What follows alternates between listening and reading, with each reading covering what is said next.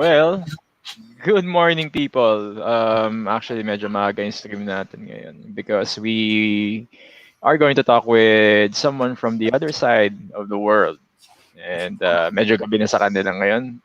Welcome, Mr. Skitz Blackheaven of In Spades. How are you doing, my good sir? Hello, hi Jem, and thank you for inviting me to your podcast. Oh yeah. Yan, No sa problem, pre. No problem. It's an honor din na makausap ka after a very long time na nag-uusap lang tayo online. Yeah, so two viewers na dito ngayon, like to introduce Skits again from the metal band na in Spades. So, Skits, how is life going on for you out there in Sunnyside, California?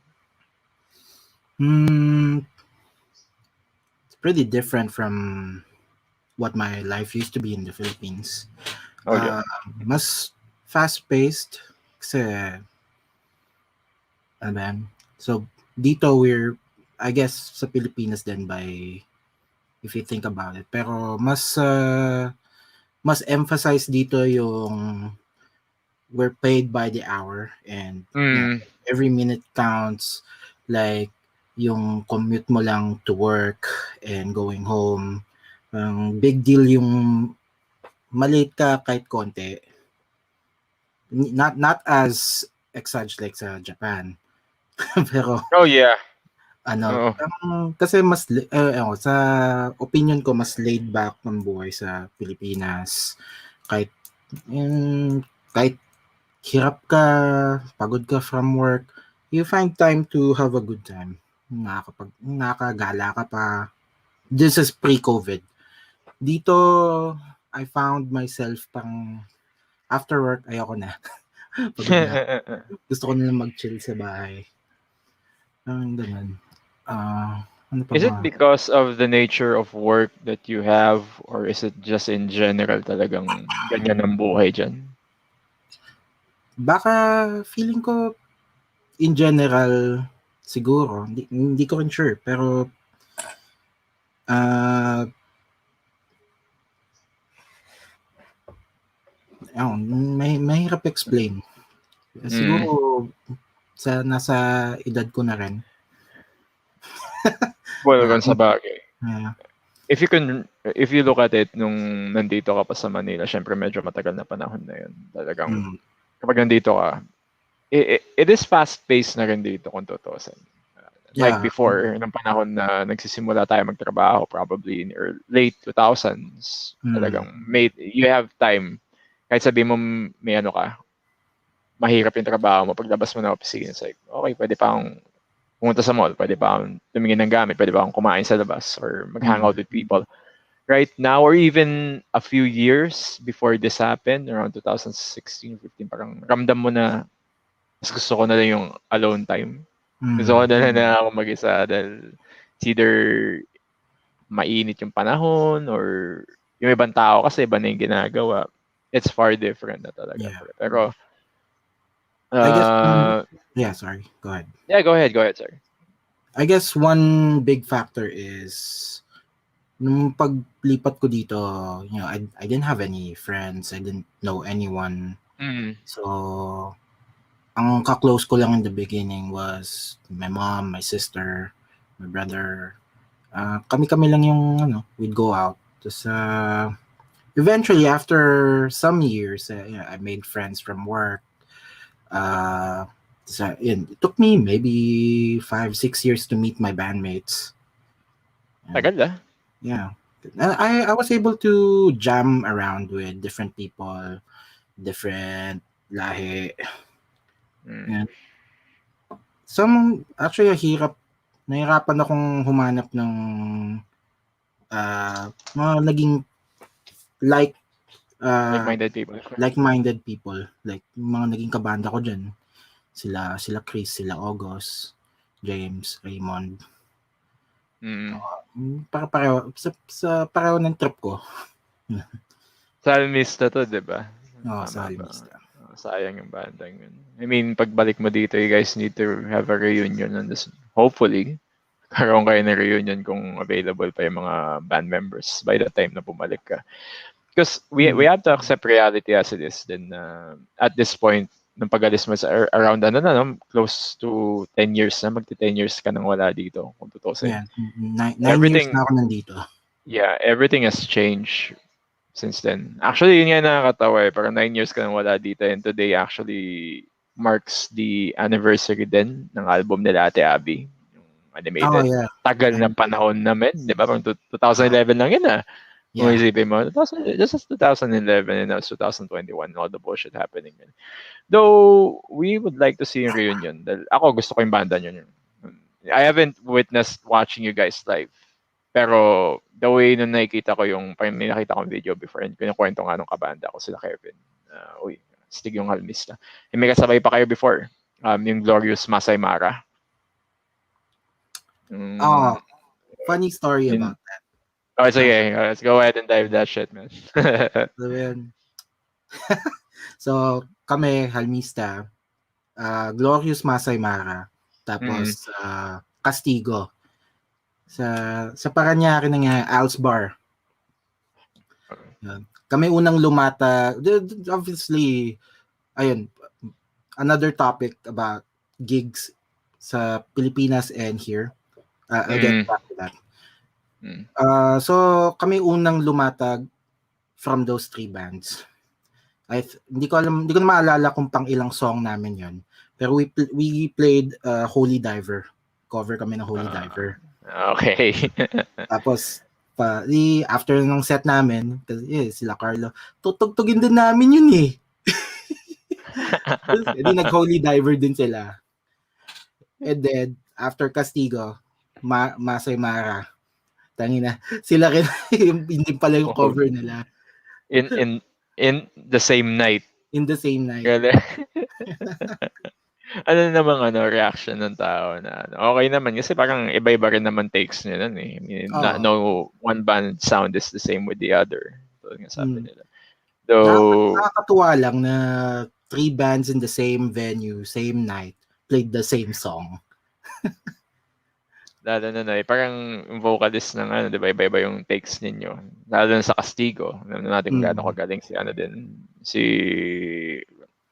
pangalan doon ng vocalist na nakalimutan ko. Si Carlo. Carlo. Yun. Ng yun yung dream na boses ko. Yung ganun. Sobrang flexible. But, yeah, so going back to dyan nga sa inyo. You mentioned na close to almost 6 years kayo bago mo nabuo yung banda. To what point na parang inisip mo the time na ito na yung gusto kong lineup for the music na meron ako? Or naghanap-hanap ka pa rin even meron ka ng kaband? One thing I can say is talagang sinuwerte ako sa drummer ko, si Kyle. Oo nga, kita nga eh. It's obvious na sa videos nyo. Obvious talaga na may connection kayo, not just music. Talagang siguro may iba pa kayong like-minded na pag-uusapan or connect. Pero yun yung nakikita ko nung view ko yung mga videos nyo na may deep connection ka with music pagdating sa drummer mo. So, yun. Sorry to interrupt. Yun na kasi napansin ko. So, go ahead, Matt. Sorry. Kasi, ano ba yun? Dito kasi, alawa kasi ng Amerika eh. So, so you have to, paano ko ba sasabihin? Parang na-narrow down ko yung saan ako maghahanap. Kasi yung naging music project ko before, which was called Astral Eyes, okay, it was fun. I'm not sure if you've seen the music videos na may mga sexing babae. Tapos parang hard rock tutugan. And anyway, ang layo kasi ng bahay niya. He promised me na may record deal. Yung pala sila lang ng asawa niya yung record company niya. So anyway, so going back to In Spades, we met sa bandmix.com and nakita ko yung profile ni Kyle. Shit, I really want to jam with this guy. So paano ko siya makakontakt? Walang nakasulat sa profile niya na, you can reach me out to this email or number. Like, fuck. So I have to pay $30 to sign up just to message this guy. Sige, I'll gamble on it. Okay. So thank God nag-reply siya. Mm-mm. And the rest is history. Pucha, no? $30 just to message a person regarding music. Yeah. That's marami akong pwede masamang sabihin dun pero ewan ko, I mean, ang Capitalism. hirap. Nagmumukhang masama yung capitalism pero that's how the world works actually. Yeah. Ang parang ngayon sinabi mo yan, parang napaka-blessed pa rin ng mga tao dito because pwede mo i-message directly sa Facebook, pwede mo i-message Twitter, di ba? Parang yun nga din sinabi mo, malawak yung US. Mm. So, ang hirap talaga within community. So, nung nag-connect kayo, within range lang ba yung ninyo? Yung states ninyo? Or malayo siya? Yung unang We're job all, ninyo? nandito lang kami lahat sa California, specifically San Francisco Bay Area. Pero the Bay Area itself, Malaki pa rin. malawak din. Oo. Parang sabihin natin, Metro Manila plus, I don't know, the entire Cavite. Laguna area. Parang ganun. Parang ganun kalawak din tong Bay Area. So, good Laki. thing sila, yung mga naging members ko, dalawa kami nandito sa San Francisco. Dalawa sila nasa Oakland. Mga 30-minute drive away lang. Still manageable. Still manageable pa rin. And talking about music dun, ito bang in Spades, at least the rendition that you have right now, is this actually the same music or approach that you had starting the band? Or nag-evolve na siya ever since? Actually, nag-evolve. Actually, ano ba yun? Mga siguro 4 or 5 songs out of our album were original Halmista songs. Okay. Yeah. So, parang dun direction siya pumunta. Kasi I was thinking of forming a 5-man band na may keyboardist. Kasi I wanted to, ano ba yun? Infuse yung style ng Opeth, Pain of Salvation, and Symphony X. Okay. I wanted to form something like that. Kaso, ano ba yun? I guess, hindi ko alam, but I guess ganun lang talaga. That's how the ball rolled naturally. Kung parang yung in the vein of Halmista, kasi ano yan, akala ko parang nawalan na ako nung pag-asa na ever mabuo uli yung Halmista at that time. Kasi yung drummer namin, si Raymond, kung I bet hindi ka nanonood niyan kasi hindi rin kita makontak ever. If ever lang na mapanood mo to, ang hirap mong kontakin, hayop ka. Yeah. Hindi ko siya makontak. Pero yun sila, Chris, si August, James. Nakakontak ko pa rin sila. Kaso hirap nung bandang long distance. Oh yeah. Oo. So ano na lang. So I moved on and parang sayang yung mga kanta namin. So I picked 4 songs na to start out with the new band. Na-pick up naman ni Kyle kaagad. Pero you asked earlier if kung ito na ba yung gusto kong lineup, right? Yep. Honestly, nung umalis yung original na guitarist namin, si Scott, gusto ko talagang kunin si Chris. Yeah. So talagang sa lahat na naging kabanda ko na gitarista, si Chris talaga yung pinaka na-enjoy kong maging co-guitar player. Chris Gomez from Ophelia also, guys. Yeah. Actually, yung playing ni Chris, dahil tumugtog na rin siya sa amin sa materia. It's very, hindi ko ma-pinpoint. Yun lang masasabi ko. Pero po siya, iba yung dating niya. Even Mm. in Ophelia, ibang-iba talaga. It's like you're seeing a fusion of Petrucci and also Michael Romeo na Oh. bata. And the way kung paano niya dalhin or at least how he performs, very energetic. Mm. Alam mong kahit na nag-guest siya sa amin na hindi nga niya alam yung kanta. Po, syempre, isa ka nakakita ng sabihin mo nagko-cover lang kami. Where was the last time that you've seen, except for a professional musician na or sessionist na, binigyan ko ng 3 kanta. And then, ano lang yun, span na 1 linggo, dami pa niyang ginagawa. Given yung isang kanta nun, medyo original arrangement na namin ng cover ng Final Fantasy. Po siya, he nailed it right Mm. out of the park.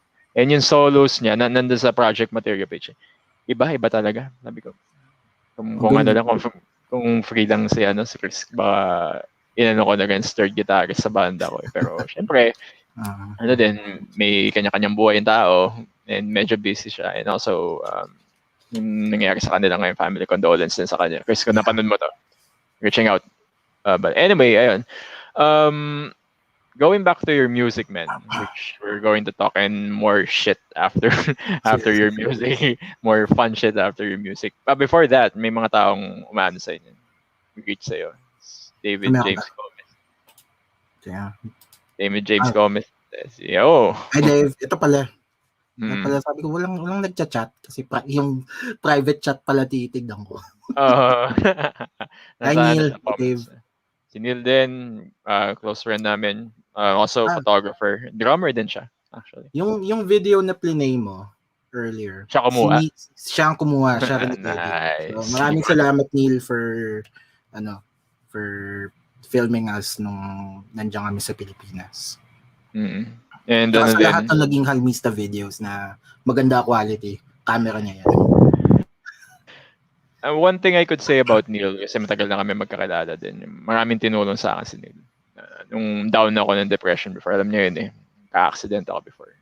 Siya yung Mm. lagi nag-ano sa akin, oh dude, let's play some games, play some PS2. Dynasty Warriors kami lagi niya pag bumibisita sa amin. Shit, galing. So yeah, and being a photographer myself, nakita ko yung hard work niya. At least yung binibigay niya yung contribution niya in the music scene na people get to know these bands through the videos na binibigay niya. Yeah. Kayo, sa Mista, so, yan nga, katulad ng sinabi mo. Hindi ko nga alam na siya yung kumuha eh. Yung For In Spades, yung video na yan. So, also, more on underground stuff. Eternal Now videos, Fusebox videos, and everything else. Yeah, big thanks Neil for taking that. Even yung sa banda ko din, nung nag-fet kami, salamat din, pre. Also, ayan, David James Gomez, ako na ng drummer mo. Madali makontak. Congrats on In Spades. Proud of you. Oh, we all are, man. We all are. And si Miko Elena Mendoza, proud of Yung you. girlfriend ko. Hi, babe. Oh, hello. Continue to support your very talented, great boyfriend. Yan ang masasabi ko.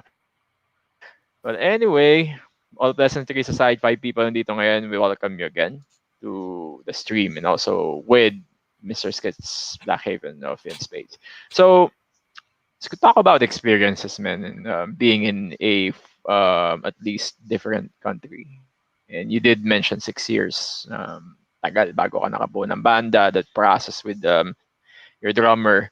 Um, Writing down the songs, though, syempre, alam naman natin sa band. So, we have different takes. Mm. Ako, kunyari, kabanda mo ako, syempre, ikaw gusto mo yung ganitong direction, and then, ako, siguro medyo iba.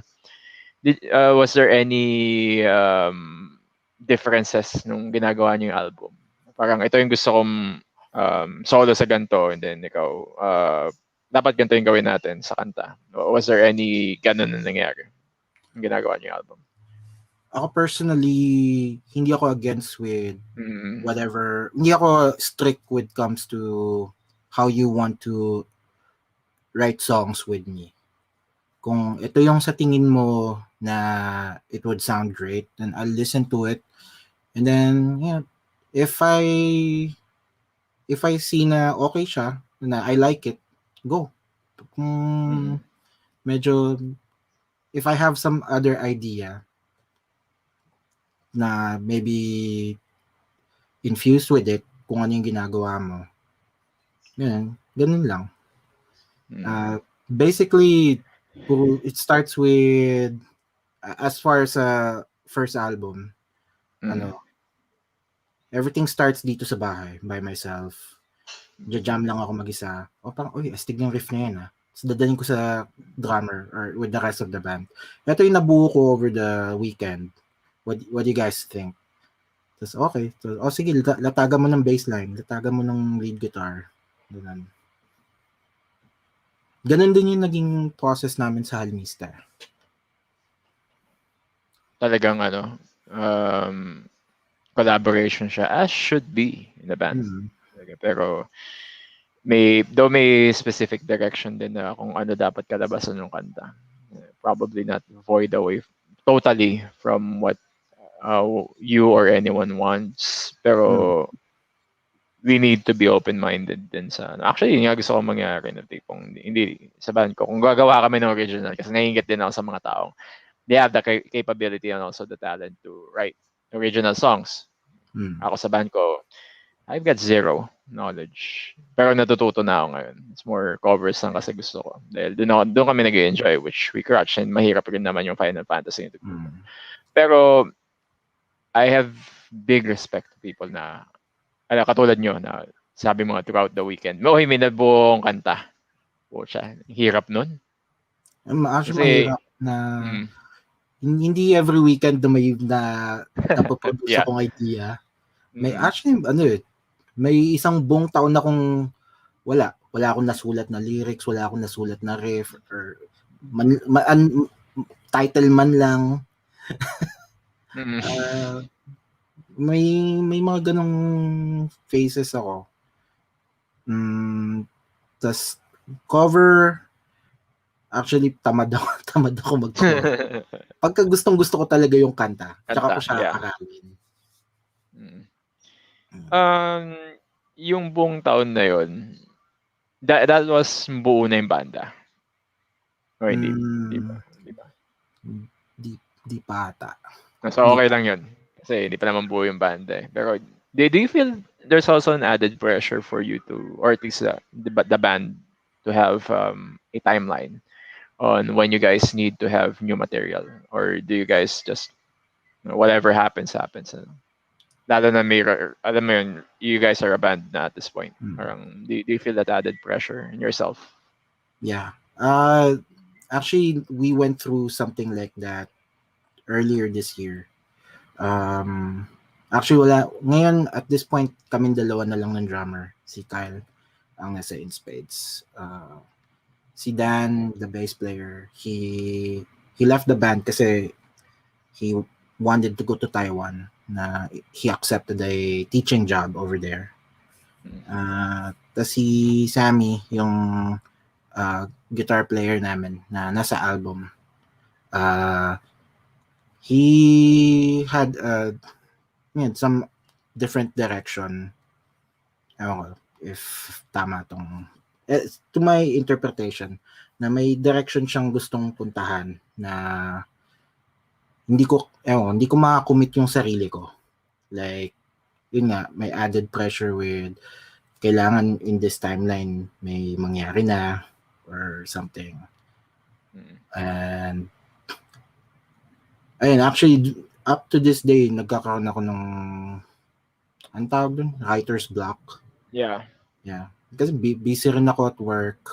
Dami kong niisip na hindi ko plus the fact na pag nagsusulat ako, medyo hard ako sa sarili ko na, it's not good enough.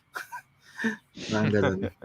Kaya wala akong madala sa studio namin. Pero lately, meron. Yeah. Eto guys, if you guys want to at least see yung kung saan, punta ka sa Bandcamp nila and discover their music then actually maganda yung songs nila. Another thing, okay, so 1 second while you do that, parang nawawala ako. Me being very illiterate pagdating sa screen. Patingin nga uli ng nung album. Ayan, you guys see yung Vivid Horizon nila. This was actually launched in the middle of last year. So, supportahan ninyo. It's 10 tracks, am I right, Yeah, man? 10 tracks. Horizon. Ganda ng ano artwork niya. Sino gumawa ng artwork niyan, man? What's his name? Agi Purakusuma. He's Mm. from Indonesia. Uh, it's like Uh, post-apocalyptic and then may tawag dito. May Lizard. lizard and also may Iron Maiden feels siya. Hmm. Kung totoo sa yung itsura niya. Actually, ito yung di ko alam kung gusto pa namin i-continue siya. Mm. Uh, just like yung sabi mo Iron Maiden. Mm. Iron Maiden has Eddie. We have Teka Lou. lang, teka lang. Teka lang, teka lang. Sorry, so natin. Yeah. Yun. Yan si Lou Cypher. Uh, that's a flying V, no? Naka-flying V. Flying V siya. Oh, yeah. Vivid Horizon people. And you could, yung mga gusto mong order niyan sa inyo, sabihin natin dito sa Manila, or just contact you or anything. Ngayon, wala na kaming, hindi, meron pa akong few stocks dito. Kaso, the problem is yung shipping. Okay. Ayan, so, mas mahal pa siya sa CD itself. So, I recommend if you wanna buy physical CD, there's a music store in Osaka, Japan. You can order it from them. At least siguro mas mura yung shipping through them. Oh, okay. Si Nikio something. Ayan. Yeah, just mention it in the comments, man, para makita din nila. Kung may And link ka. Rockstack Records. Okay. Ayan, sa Rockstack Records. Yun So, yung, ayun. Meron, if you guys naman can't order it, alam naman natin mamahal din yung shipping ngayon. They could actually buy it digitally. Am I right? yeah, Meron din digital. option for digital. Okay. Hmm. Yeah, it's also available nga katulad kanina sa inspacemetal.bandcamp.com. Hanapin nyo na lang doon, album nila, Vivid Horizon. We're going to play one more song mamaya. Also, live in Manila. And I have a question here, man, before Hmm. we touch David James Gomez question. You have played out here before. Obviously, may banda kayo have missed them. And also out Hmm. there in California. What's the big difference na nakikita mo? Maybe as far as not just the venue, also the people. Anong nakikita mo difference nila? The biggest difference was, one of the biggest differences, yung gamit. Pagdating mo sa venue, walang drum set, walang amps. Actually meron, pero nakatago lang in their bodega. Okay. Kasi the musicians over here, they like to use their own equipment. So, kanya-kanya kaming dala ng drum set, amps, na of course gitara. Diyan, swerte mo kung maganda yung drum set. Oh Ganda yeah. yung mga cymbal. Dito, pagkakilala naman namin yung ibang banda na kasabay namin, group chat. Tapos, sinong gusto mag-volunteer, magdala ng drum kit. Ayan, tapos kanya-kanyang dala na lang ng cymbals and pedals. That's the same with bass amp or guitar amps if everybody just want to share the same thing. Kasi ano yun eh. Actually, ang problema din kasi sa pag-share ng gamit lalo na sa venue. I think you could attest to this. Maraming abusado eh. Hindi, yung dito, Mm. kung kilala talaga namin yung tao. Hindi yung No, basta-basta mga kanilang. yeah, besides that pati sa location, 'di ba? Yung venue, kapag bar siya, minsan yun yung naging reklamo ng tao. Oy, ba't sira-sira na yung stock symbols namin dahil yung mga tao na hindi marunong i-respect. Diba? Yeah. Uh, Ayun, another big difference is the number of bands. Dito, parang norm na yung at the most 4 bands a night. And usually 3. Yan na yung Yung pinaka-standard. 3 bands, 45 minute set, even an hour each minsan. Yan. Tapos dyan sa Pilipinas, I've experienced na parang Pulp SummerSlam sa dami ng banda eh. Pangilang kami, boss? Pang 20-second band kayo. Putsang ina, alas 3 na ng umaga, hindi pa tayo sumasalang. Putya. Yun yung sa metal scene dito na umabot nga hanggang 30 yung banda. Okay. Buti sana kung magsisimula tayo around 5 p.m. or 4 p.m. Minsan magsisimula pa may alas 7 ng gabi. So where does that make... Doon pala magbubukas yung pinto. Yeah. Yeah. Pero you see then locally dito, there's a lot of people who would like to really play, like to express yung music na meron sila. It's a very good thing kung tutusin. But the problem is, ayun nga, parang who would want to go through, if you look at it logically, who would want to go through a gig with 30 bands talaga? Tendency nun, yung mga taong susuportahan yung banda na gusto nila, doon lang sila pupunta. As aside from you, dyan sa inyo na 4 bands lang, okay, we could sit through other bands then. Hindi siya tiring. Yeah. 4 bands, di natin third band kayo, and then there's a big chance na marinig pa nila yung last band kasi it's only for people or for acts. Yeah. Pinakamarami na atang band na nasalangan ko dito was 7 bands. Yun yung pinakamarami. Should I say ironically? Ewan ko, baka may ma-offend. Ironically, Filipino production yan. Okay. Pero pag like sa ibang lahi, 3 bands, 4 bands, that's enough. Yan lang. At saka nung sinabi kong, nagjo-joke lang ako nun during our set. Sabi ko, I wanna see a circle pit happen. Putang ina, they did.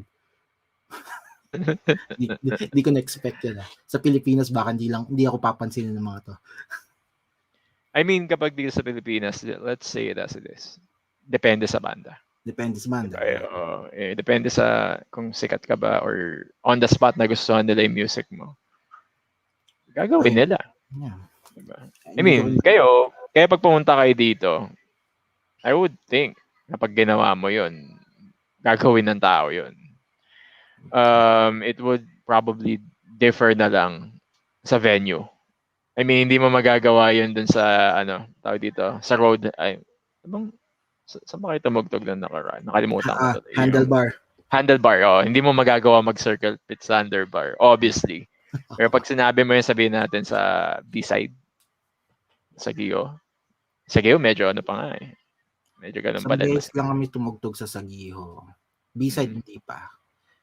Wala na ganun B-side ngayon. That's very sad dahil yung panahon na pumunta tayo sa gigs, yung B-side, one of the best. Dahil ang ganda ng location, malaki. Pati yung environment, okay din. Anyway, wala na. That's how it is.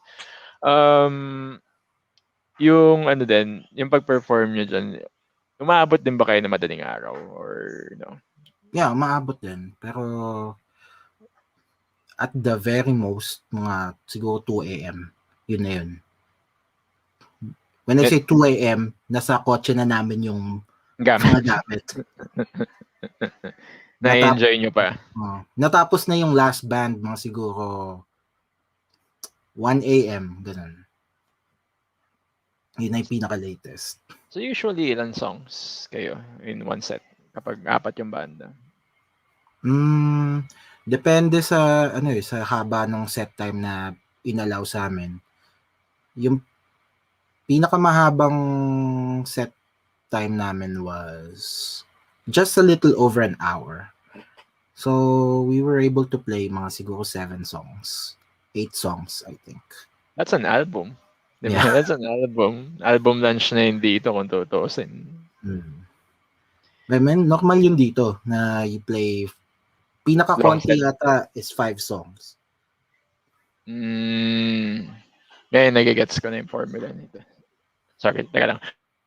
Kasi dito din, minsan umabot din ng 2 a.m. din. Pero that's around 7 to 8 bands. Nakakram yung tao na, oy, 3-song rule. Sabi nga nila, 3-song rule kayo. So, 3 lang yung kanta na pwede per band. Minsan may na-undermine na gano'n kasi hindi nila alam kung gaano kahaba yung kanta, lalo na kapag metal or prog band yung tutugtog, diba? So, sinabi nyo naman 3-song rule eh. So, we're going to play 10-minute songs. It's very funny. Gino-joke nga namin lagi yan dati nila Chris. Mm. Ano, cover tayo, The Odyssey. Oh, Tapos Dance of Eternity. Octavarium, yung mga ganun, 20 minutes song. Oo. Sabihin nila 3 songs daw. Okay, sige. So, meron kaming, cover lang kami ng The Odyssey. Din natin, In the Presence of Enemies 1 and 2. At saka, tawag dito, Octavarium. Yung Kasama yung scene. yung buong second CD ng 6 Degrees of Inner 6 degrees, yeah. Sabihin nyo, ba't ang tagal nun? Isang kanta lang yun. Isang kanta lang yung kung tutusin. It's just mix na, no? Hindi, Very great kuya, album. soundcheck pa lang yun. Actually, ramdam namin yun sa materia kasi nga haba na mga kino-cover namin. Eh. Alam mo yun, yung Skies Above. Oh, Mahaba yun. Sa 7, 8. Oy, pagpunta mo dito, may utang ka. Oo.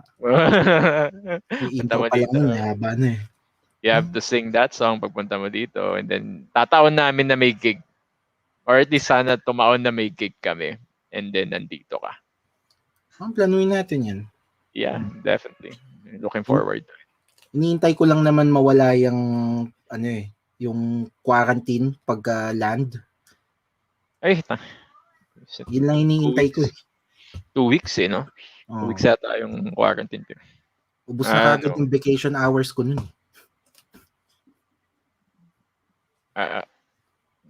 Not to go on that end, pero masasabi ko lang nun sa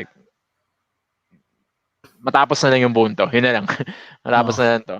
It's very good. And kailan balak bumalik dito kung tutusin? Kung hindi nangyari ito. Actually, dapat last year, babakasyon ako ulit. Kaso nangyari itong in a way parang okay din kasi kailangan ko muna mag-ipon. Pero nakakaipon ka. Yun ang maganda. Ngayon? Hindi rin, honestly. Hirap, ang mahal. San Francisco is considered as the most expensive city in the world, I think. If not, the most expensive city to live in the United States right now. More expensive than New York. That's ironic kung tutusin. Kasi diba, New York is considered one of the more central states in the US. Yeah. Than Wall Street and everything. Pero San Francisco yata or yung LA, nandyan halos lahat ng celebrities eh. Do you think? LA, yeah. Kaya Doon yung magandang music scene, at least for metal, as I heard. I'm not sure. Nakatagdag na kayo.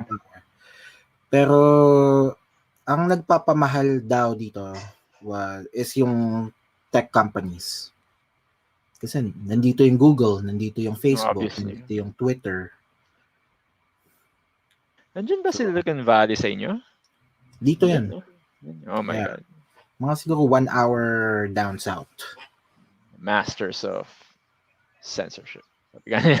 Anyway, ang hirap nun, no? Parang the economy solely based dahil nandyan yung tech companies, tumataas yung ano ninyo. It's very sad.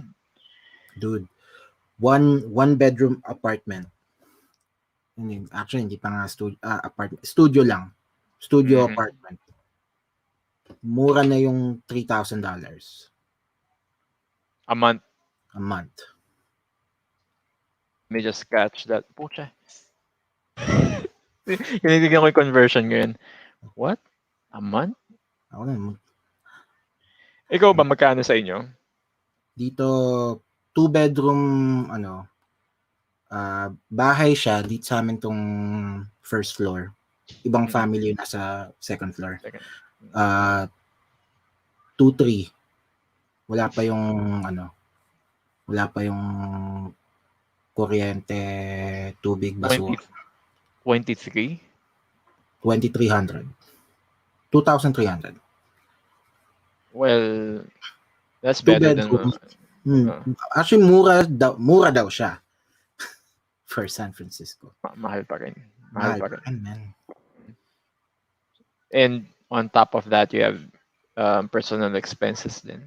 Yeah. I hope that you're getting paid more sa trabaho mo. Ano dito. Kasi kung ako yan, tangina. Ang hirap. Ang hirap talaga. Mahirap. Actually, hindi ako nakakaipon kasi, yun nga, mahal ng mga gastusin dito. Tapos, minsan hindi ko rin mapigilang i-reward yung sarili ko. Kita mo naman yung background ko. Oh my God. Let's talk about gear later. Let's talk about those later talaga. And this actually breaks the perception of people because we all know if you step into the US, there's a perception that everything's going to be better, everything's going to be good for me because there'll be equal opportunities, which is not really the case. As we're seeing dito, kay Skitz na siya mismo nagsasabi na sobrang hirap pa rin ng buhay, sobrang laki pa rin ng ginagastos. Mm. I mean, there would be a pro na pagpunta sa US. Yeah, you might have that opportunity na kumita malaki. Pero ang downside of that, that's around 1 out of 10 siguro. You think? So, ano ba yun? Paano ba? Paano ko sabihin to? Tama naman yung, if you come to the States and you work your ass off, you'll be able to afford what you want and what you deserve. Yan. Unlike sa Pilipinas na you work your ass off, hindi mo pa rin mabili yung gusto mo. Hindi mo magawa yung gusto mo. Diba? Dito, there's a lot of options and plans. Like, yeah, yung mga gear ko, I never paid them in one payment. I always, I think, yung isa sa mga gitara ko took 8 payments. That's how they make money over here, yung mga music stores. They make more money with installment plans.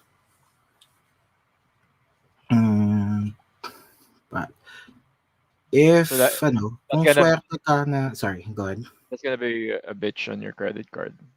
Diba? Ay, oo. Hindi naman. Diba? Na-pay off ko na yung credit card ko. Pero yung debit card ko na lang yung ginagamit ko ngayon. Okay. So go ahead, na interrupted you there, man. Sorry. May sinasabi ka pa kanina. Ano ba yun? Going back to, if you work hard, you can get the things you want, buy the things you want, eat the food that you want. Equal naman. Like, kung ano yung pagkain ng mayaman, kayang kainin din ng mahirap dito. If they wanna spend that much. Kasi, ano pa ba? Shit. Nawala ako sa train of thought ko. Sorry. Pero ayun, so spending that much talaga. It's ayun, very... naalala ko na. Yun. Sige. Kung swerte ka na you live in a household na someone's paying for your rent or you don't have to pay rent at all, pang bayad na yung bahay na yan, swerte mo na may ipon mo talaga yung sinahod mo. You can buy whatever you want without having to think about anything else. On my end, I have to think about all these other things then. Hirap maging adult. Pwede bang bumalik sa pagkabata? Yeah. So, hindi ko so, sa dami ng challenges ng buhay, you just gotta reward yourself every now and then. Doesn't have to be all, every month. Yeah, maybe once, twice a year. You deserve something nice. So whatever it is na you're craving for, dreaming about, if you have the means, treat yourself. Don't deny yourself if you can. If the opportunity rises. It's good life advice from our good friend here, Skits. Actually, kung yung reward sa'yo is an equivalent siguro ng Metallica na jacket or guitar. Which ako, ang gusto ko nga lang ngayon, reward sa sarili ko, bumili ng chicken wings eh. Alam mo yung difference. Kaya totoo yung sinasabi mo na at least dyan, there's sabi mo mahirap pa rin. You still have to work your ass off. Anywhere naman. Mm. But you are going to have better yung income compared to here. Isipin mo dito, yung binabayaran mo sa flat mo or at least yung part ng bahay mo. Mahal na siya. It's even way beyond ko anong binabayaran ko dito. Pero yung problema nga, sweldo ko, it's not, alam mo yun, it's not, I'm paying around close to 20K dito. So, ano na natitira sa sweldo ko, pambayad nila ng internet, pambayad ng kuryente. Well, that's life eh. That's how life is. There's always another opportunity for something. Let's that before we proceed with more of that, let's dive into the question dito sa kaibigan mo. So I'm also about to ask this question pero later in pasana. So how did you start your music career when you were younger? Please do share. Ano ba? Actually, part siya si David nung how I really started. David was my classmate back in grade 7 in Lasal Green Hills. Guitar player siya. Actually, he played in a few local bands too. Zitter, Chubibo, and I think he played with shit, I forgot their name. Pero there are a couple of sort of, if not well-known people in the music industry. So anyway, nung bata kami, he was siya yung parang the guitar god of our batch. And like I wanted to be in a band with him. Ayun, kaso ano ba yan? Mas priority niya yung banda niya. So, ayun, I formed my own with some friends from school. Paano pa ba? Ayun. Ang talagang what made me wanna be in a band was like local bands like Greyhounds, Slapshot.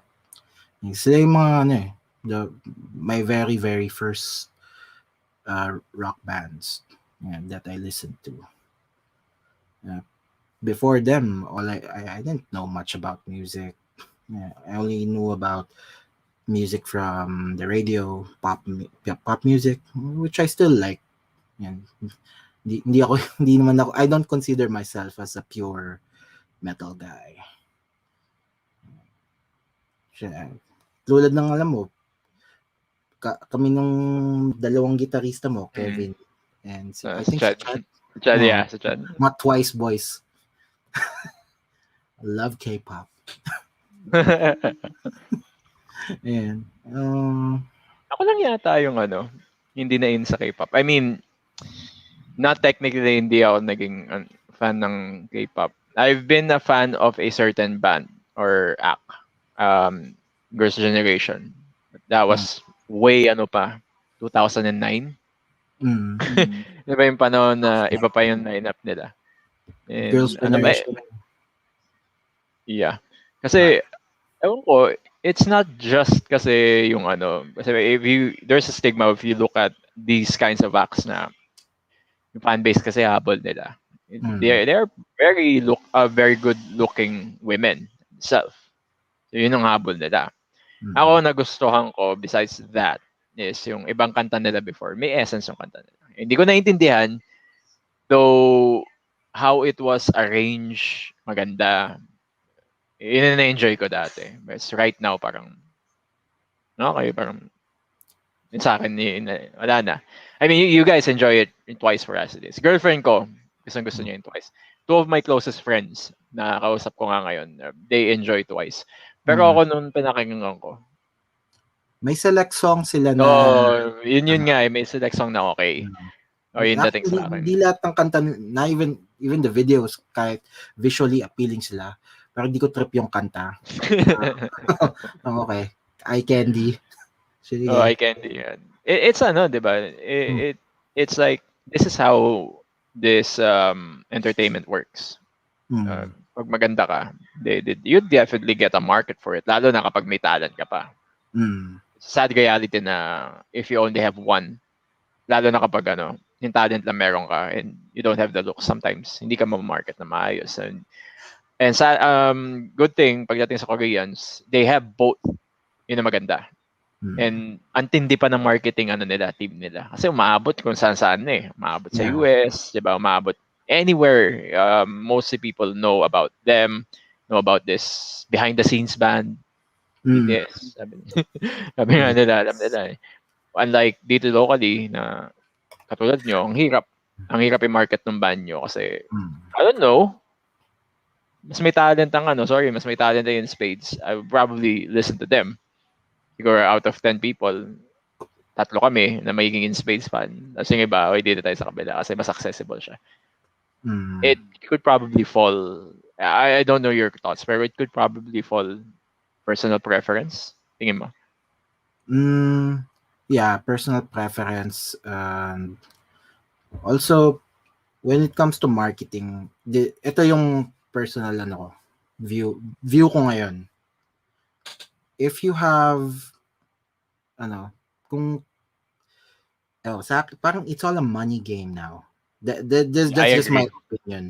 Na, ano ba yun? Recently, I was watching a interview about Anthrax. Yan. Uh, Yung one of the original members ng Anthrax, I forgot his name. behind the And, scenes ba to? Yung behind the scenes nila.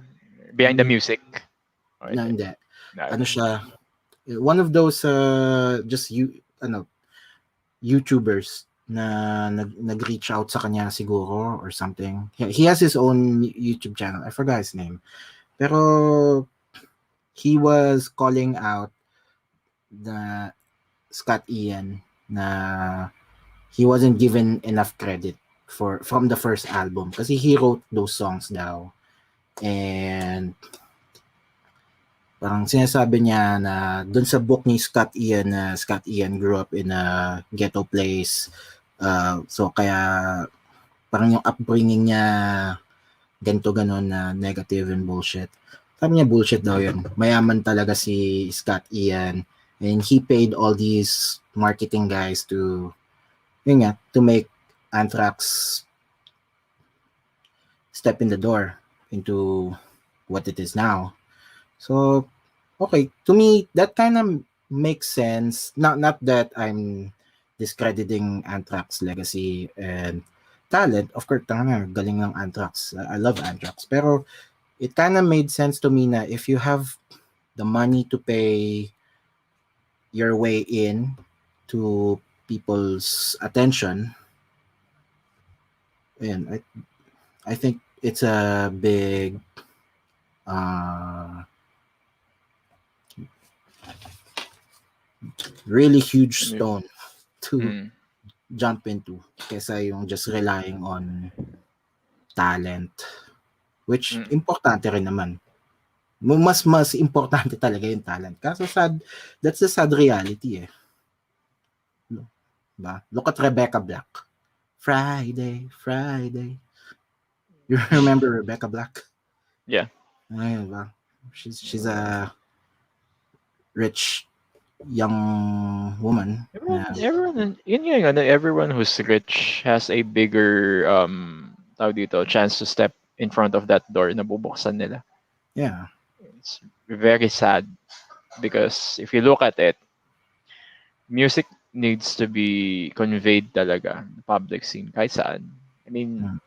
so syempre, you have genre, what they call this, iba-iba yung genre ninyo. Pero, Mm. may, ako lang, tingin ko lang din yung nagiging division kasi ngayon, it's actually yung promoters themselves na parang nakikita ka ng lesser known act na sobrang Mm. galing or this maganda yung kanta nila, even an acoustic person. And then you see a person na halos walang talent, then sobrang laki ng following. It's very sad. Reality, folks. Reality. So, may sinabi si ano dito, si Mika, girlfriend mo. Ewan ko, I think ito yung breakdown mo kanina. Oh, this is true. Mm. Yeah, it is true. David James, Mrs. Skitz, see you when you're here in Pinas. Congratulations again. Reach for this, reach for the Starts. starts. Wala, hindi ko maintindihan pero ikaw ano yun. Proud of you, brother. Of course. Ayun nga, kasi binabasa ko nga itong ano din, yung sa Anthrax na sinabi mo. Yeah, it's very bad. Di ba may ganito yung problema ang ano, ang Megadeth or si Dave Mustaine. Oo. Yung unang album ng ano, ng Metallica. So, kasi sinasabi niya na yung royalties dapat din meron siya. Dahil most of the Oo. songs, siya yung gumawa. Pero he was credited naman eh. Ewan ko Mm. if he got paid for it, pero his name is in some of the songs in Kill 'Em All. Mm. Pero Hindi ako naging ano, fan ng Metallica talaga. I mean, select songs naging fan ako. Master, mga ganun, Battery. Pero, I don't know, mas nagli-lean towards ako sa ano, sa Megadeth for some Megadeth. reason. It's probably yung technicality nila or yung guitar solos nila. Very good. But anyway, ayun. So, going back to your life there as a musician and also in band ba, have you ever encountered na sabihin natin, katulad dito na once na tumugtog ka, hindi ka kadala, walang tao? Or have you guys played in a place na at least one person na nanonood? And how did it affect you as a musician? Ah, Ganun na. that's actually funny. Kasi, ano ba yun? When you book a venue to do your gig, you have to do it at least siguro 2 months para may time ka to actually tell people, no, I have a show on the 20th of June. Maybe you can invite your friends, blah, blah, blah. Pero one night, we got this, ano ba yun? We got offered a show in, saan ba yun? Phoenix Theater. May video kayo nun, di ba? May Ah, video kayo nun. super laki ng stage, di ba? Pero 4 lang yung tao sa stage, sa crowd.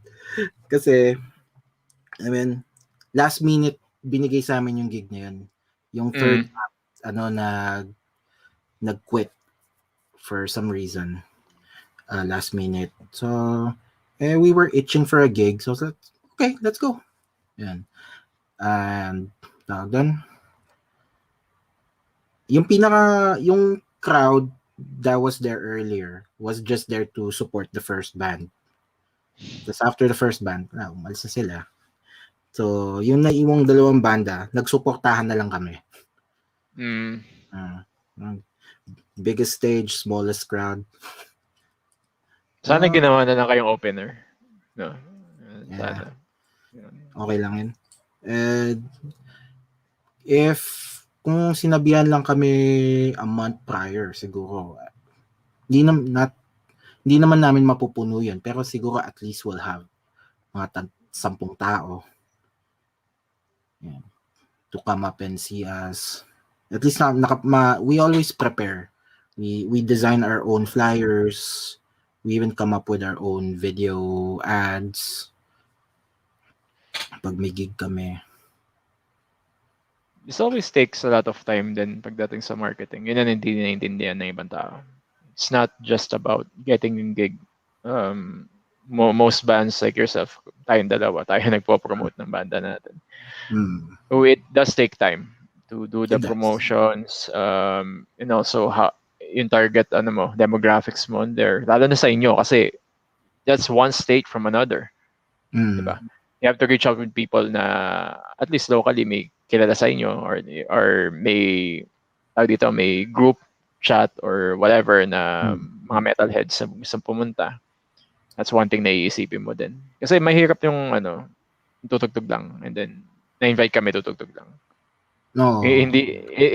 Bands would not last that long. Lalo na kapag hindi kayo mag-open for a big band. Yun na natutunan ko kay Kuya Eric. Oh, Yung pag, 'di ba, yung pag-promote. yeah. It's very hard, pero you need to do it. Hindi lang pala yun yung yung event na halos walang tao. Three times pala nangyari yun. Yung one is yung Phoenix Theater. Which gets namin. Kasi last minute hindi kami nakapag-prepare talaga. Yung yung dalawang separate events na halos walang tao. It happened April 19 and April 20. So April 19, we wanted to experience how it is to tour. Yeah. So we drove up to Reno, Nevada. Mga 5 hours away from here. 6 hours ata. Ganun. We played a show in a biker club. Walang tao. Actually, mga siguro na may at least 5 people. You would imagine na may tao yun kasi biker club yun. Diba? Oo. Pero ito yung nangyari kung bakit walang tao. Death Angel was in town. Okay. So everybody went to Death Angel concert. So ayun, Scratch timing. Wrong timing. Yun. So tapos the next day we drove to Lake Tahoe, California, which is I think 30 minutes away from Reno or an hour. I'm not sure. Hindi ko maalala. Sa it's a skate house. So tumugtog kami doon sa may mga ramp ng mga nagsa-skateboard. Wala rin tao kasi 4:20. Lahat sila nagcho-chonky sa bahay. Jeez. Pwede naman sila mag-chonky sa gig location namin pero ayun, tinamad na sila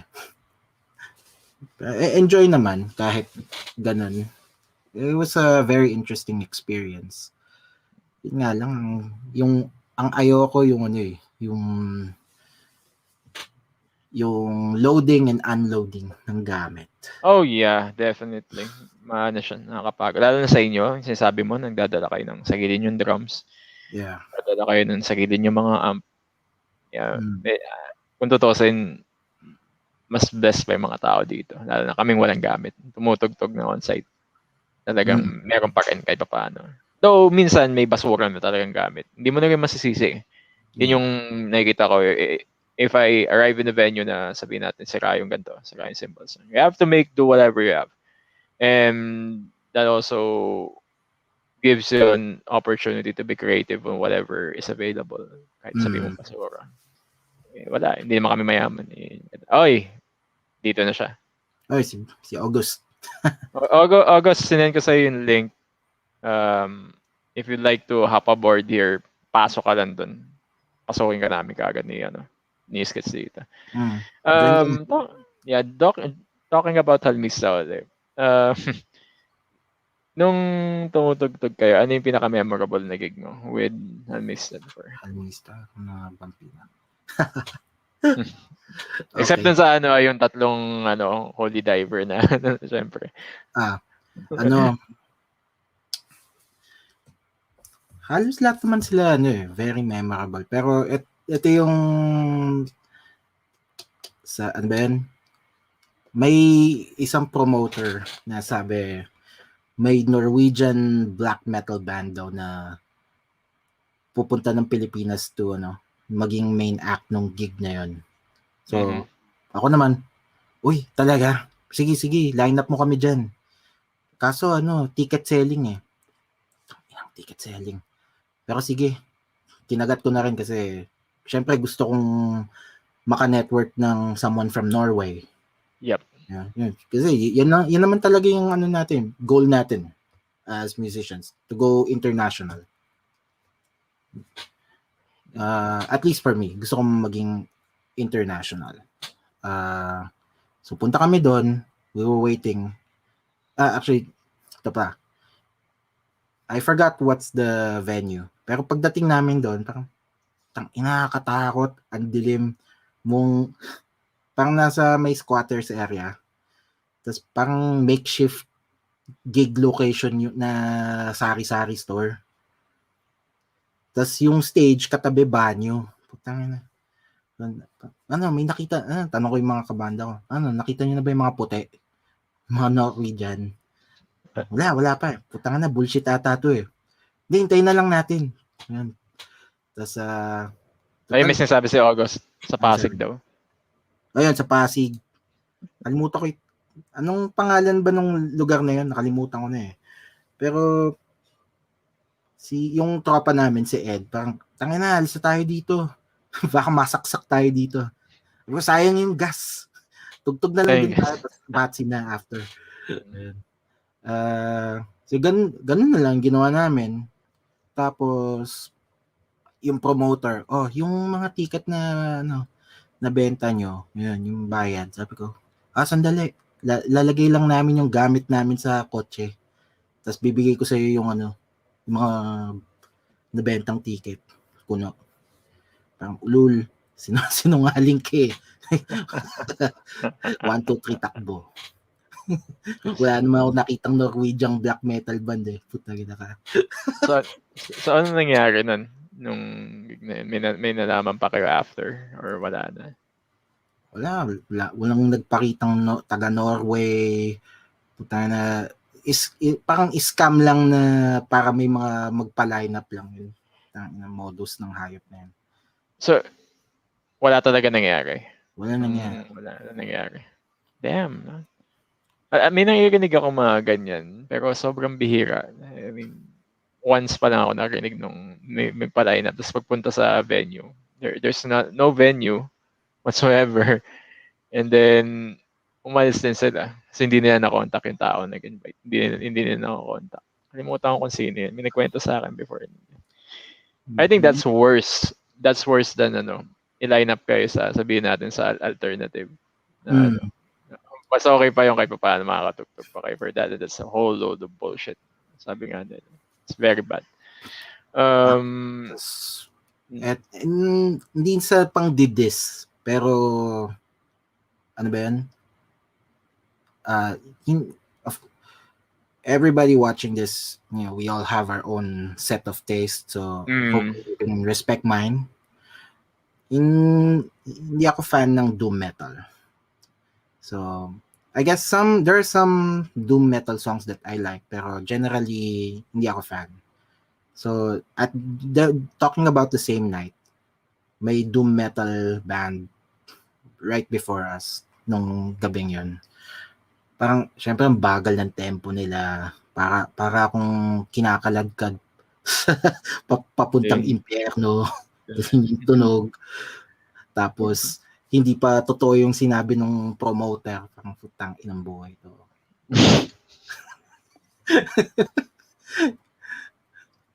Yun lang. Hindi ko na ako fan ng ganun ka-slow pace na tugtugan. I mean, very bad. Mag-go in daw si Kevin in a few. May kwentuhan tayong kalokohan dito tungkol sa metal scene. But while we're waiting for him, thank you again for people na nandito ngayon. 4 people nandito. Again, it's Skitz from Spades, telling us how it is, how the local community is sa kanila pagdating sa music. Ito na, very curious here. When you guys perform nga sa Filipino based na promotion, ano yung pakiramdam mo na, may ibang Pilipino tutugtog? Parang ganun ba yung naramdaman mo na na-line up kayo? Or is it normal na yan for you? Paano ba? Na-excite ako kasi kilala ko yung some of them. Okay. Tawag doon. Kaso ang sad lang na yung crowd that, at least particularly that night, na na-expect ko, parang I guess nag-expect ako too much na nasa States na tayo, siguro medyo iba na rin yung magiging yung energy ng crowd, like ibang lahi na ibang lahi game na game kahit di ka kilala, supportahan ka, wala silang pakialam.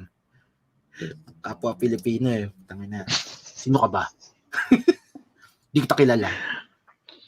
Anong, ano yan? Anong circle pit? Circle pit yung mukha.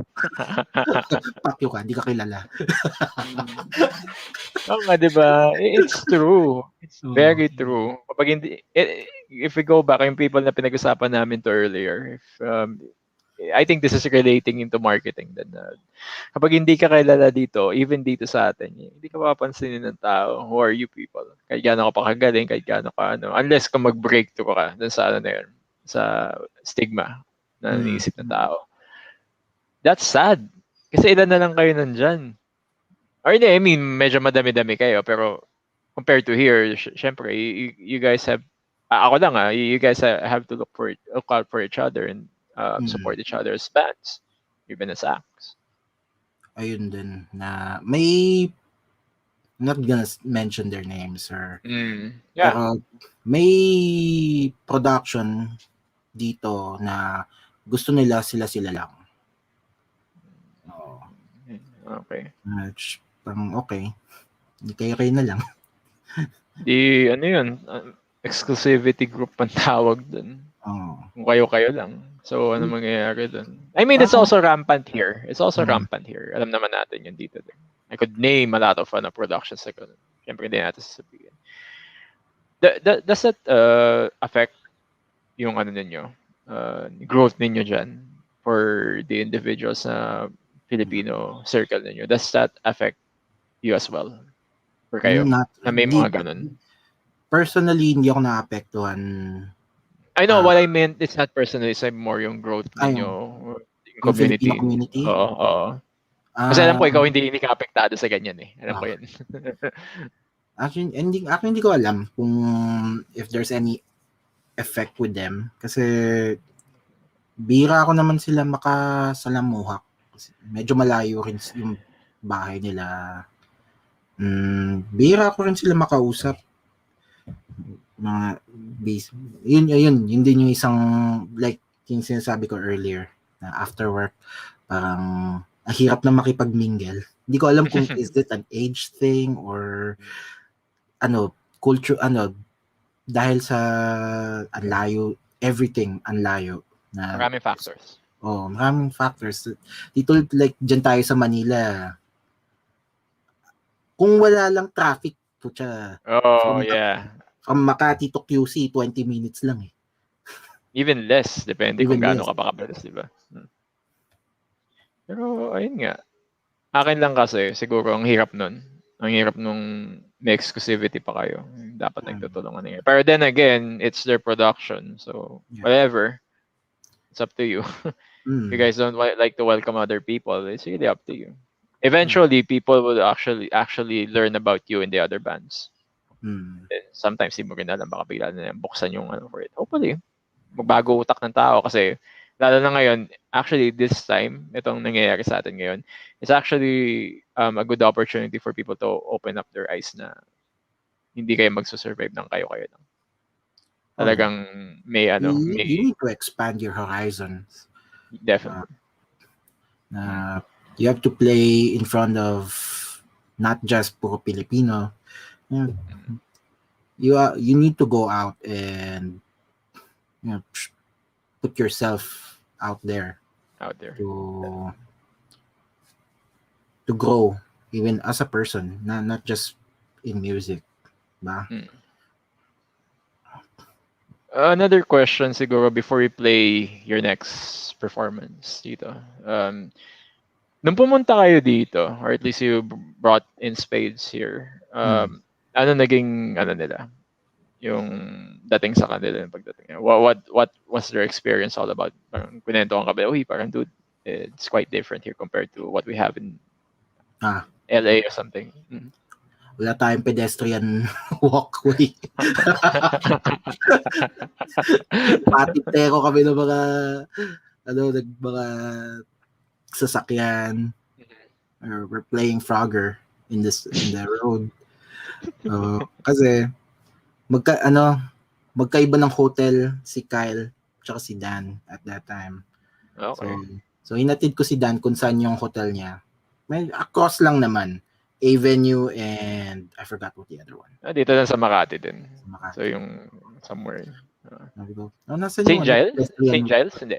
St. Ha? Giles? St. Giles Hotel? No. Hindi ko na maalala. Anyway. It's ito, Avenue. Yeah. Tapos tawid ka and then a little konting liku-liko. It's one of those hotels. Kalimutan ang pangalan eh. Anyway. Tapos pinatry ko sila ng isaw. Tsaka Red Horse. Red Horse na gustuhan nila. Isaw hindi. So, oh my God. Isang stick lang. Masarap. It's good. It's funny na ayaw nila sa may mga foods na ayaw sila. May nakita ako recently, I forgot yung video niya. Parang si LA Beast yata yun. Biglang kumakain siya ng I forgot. Balut yon, balut. Parang sabi niya, this is very horrendous, ganito, ganyan. Sabi ko, pucha, lang dito yan. Normal na pagkain lang dito yan. It's like eating egg nga lang kung tutusin eh. But anyway, yun nga. So, besides nun, anong nila, in-expect nila, or at least yung expectations nila tumugtog na kayo on stage? Was it different na dating? Well, one, the stage is small. Lalo na si Dan, he's like 6'6" tall. Yeah. Umuuga yung stage kasi ang bigat namin. Ayun. Aside from that, I think enjoy naman. Medyo bad timing lang din yung uwi namin kasi bumabagyo yun eh. Si Ondoy ba yun? Yeah, I think so. Yeah. Ondoy. As in, actually swerte pa rin kasi nung we were playing, hindi pa siya umuulan. Inantay ni Ondoy na matapos yung set namin at makabalik kami ng hotel. Tsaka siya bumuhos. Pero maano pa rin yun, bagay pa rin yun. Yeah. Pauwi pa kayo, di ba? Yung nag-rehearse pa ba kayo dito nun bago kayo mag-quarantine? We rehearsed sa Makati rin. I forgot sa ilalim ng underground ba? May mga dyan, may mga studios sa Makati na sa ilalim ng hotel or something. Doon nagre-rehearse Castigo ata. I forgot. Sa Giho? Not sa Giho. Sa likuran. Kasi may nakita akong picture nila doon eh. Or Fusebox, nag-rehearse din nata doon eh. Somewhere sa Makati nga. Somewhere in Makati. Ayan. Si JC, doon, JC, hello, kung nanonood. Mamaya ko ina-announce. Doon lang niya nilearn yung lahat ng yung set list namin on that one night. Tapos the next day kick na. Hindi. Ilang kanta kayo nun? 6? I think? More. 8 songs ata kami. May pa kayo? May Maiden pa kayo? Kanta? May Maiden pa.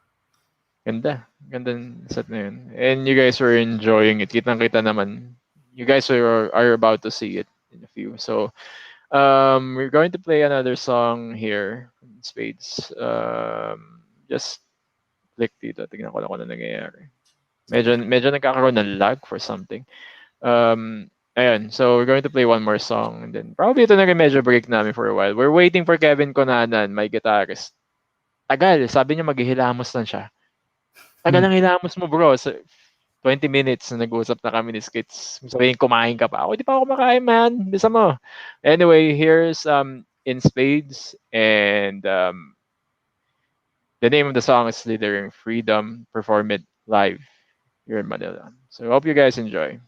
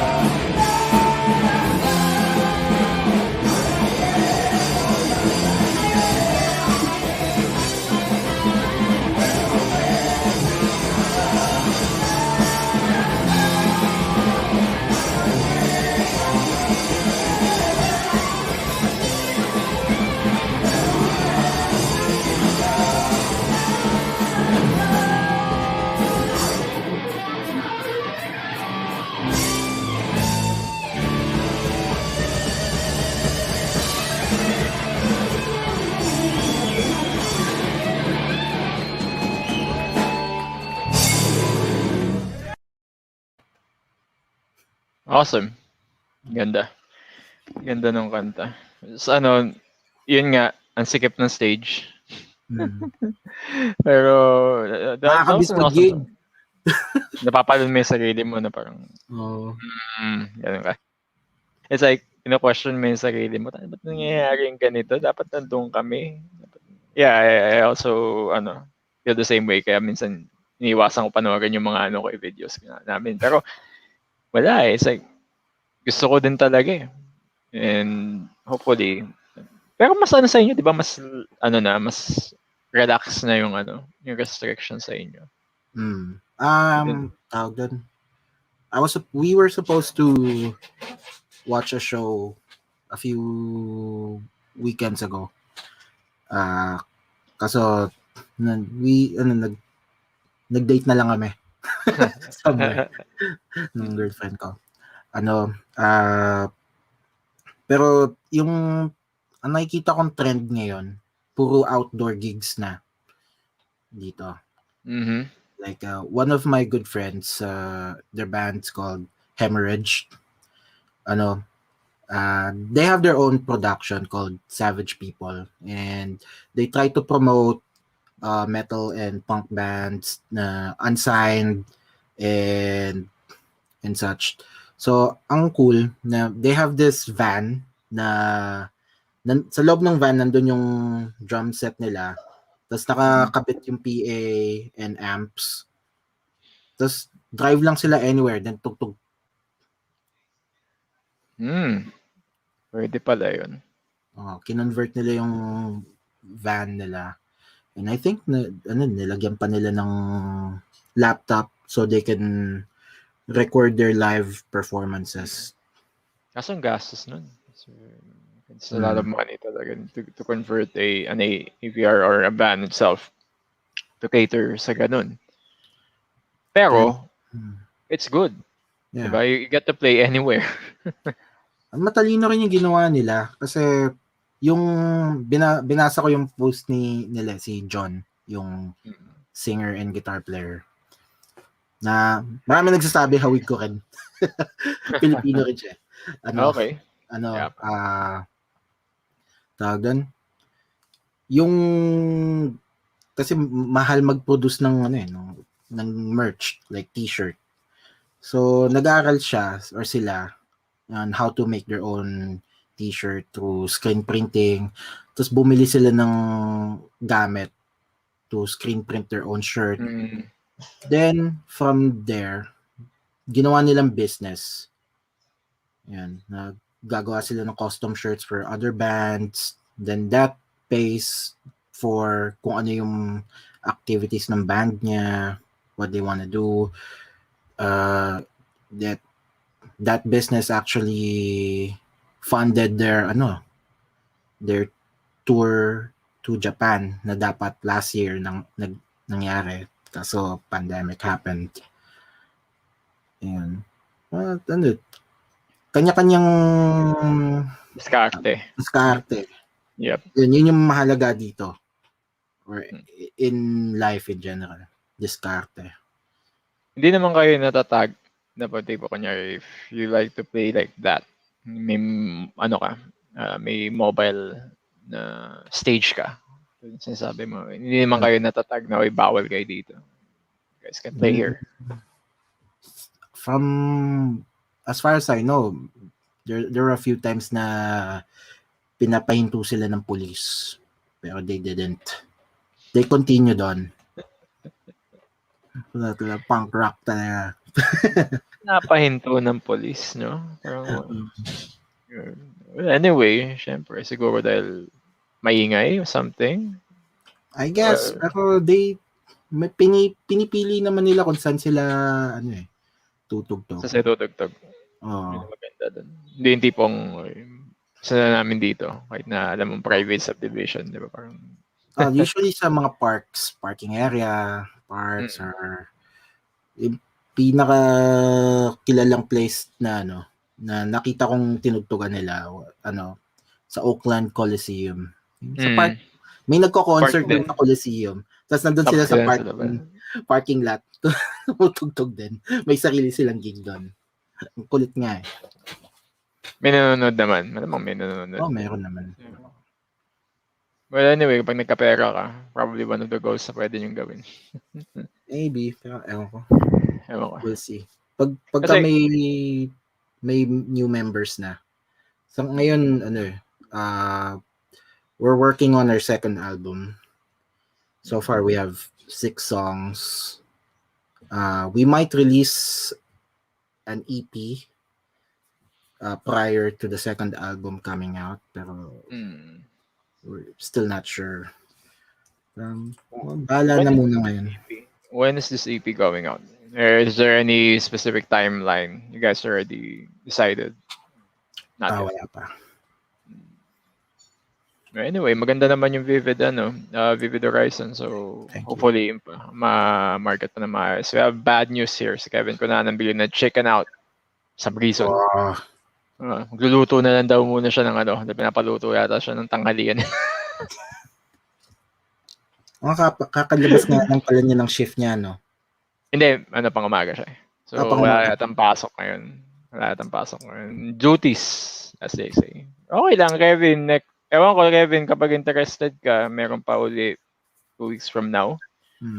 Sabihin ko na kung sino yung magiging guest nun. Hopefully, ma-finalize natin. Skitz will be back that time. And kasama niya is a music theory's own guitarist, yung kasama rin niya dito sa gig nila. And also, one of, sobrang galing niyang gitarista. Si Giancarlo Santos of a music theory. Hopefully, Chad Robles will be here also. Kung makita niya yung schedule niya. It's going to be an all-guitarist block. Ako lang yata hindi.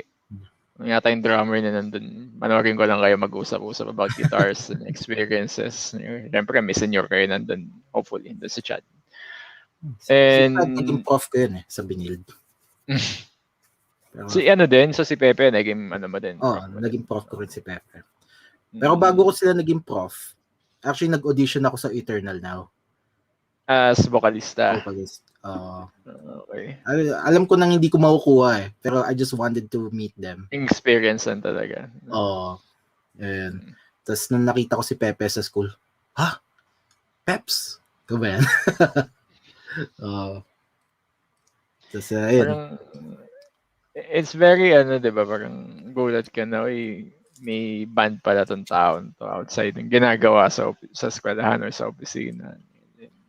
And then, sorry. To me, kasi I heard of Eternal Now, high school ako eh. So, at that time, parang nisip ko, pag nagbabanda ka, or if I see you on TV, or if you have an album or something, yun na yung trabaho mo.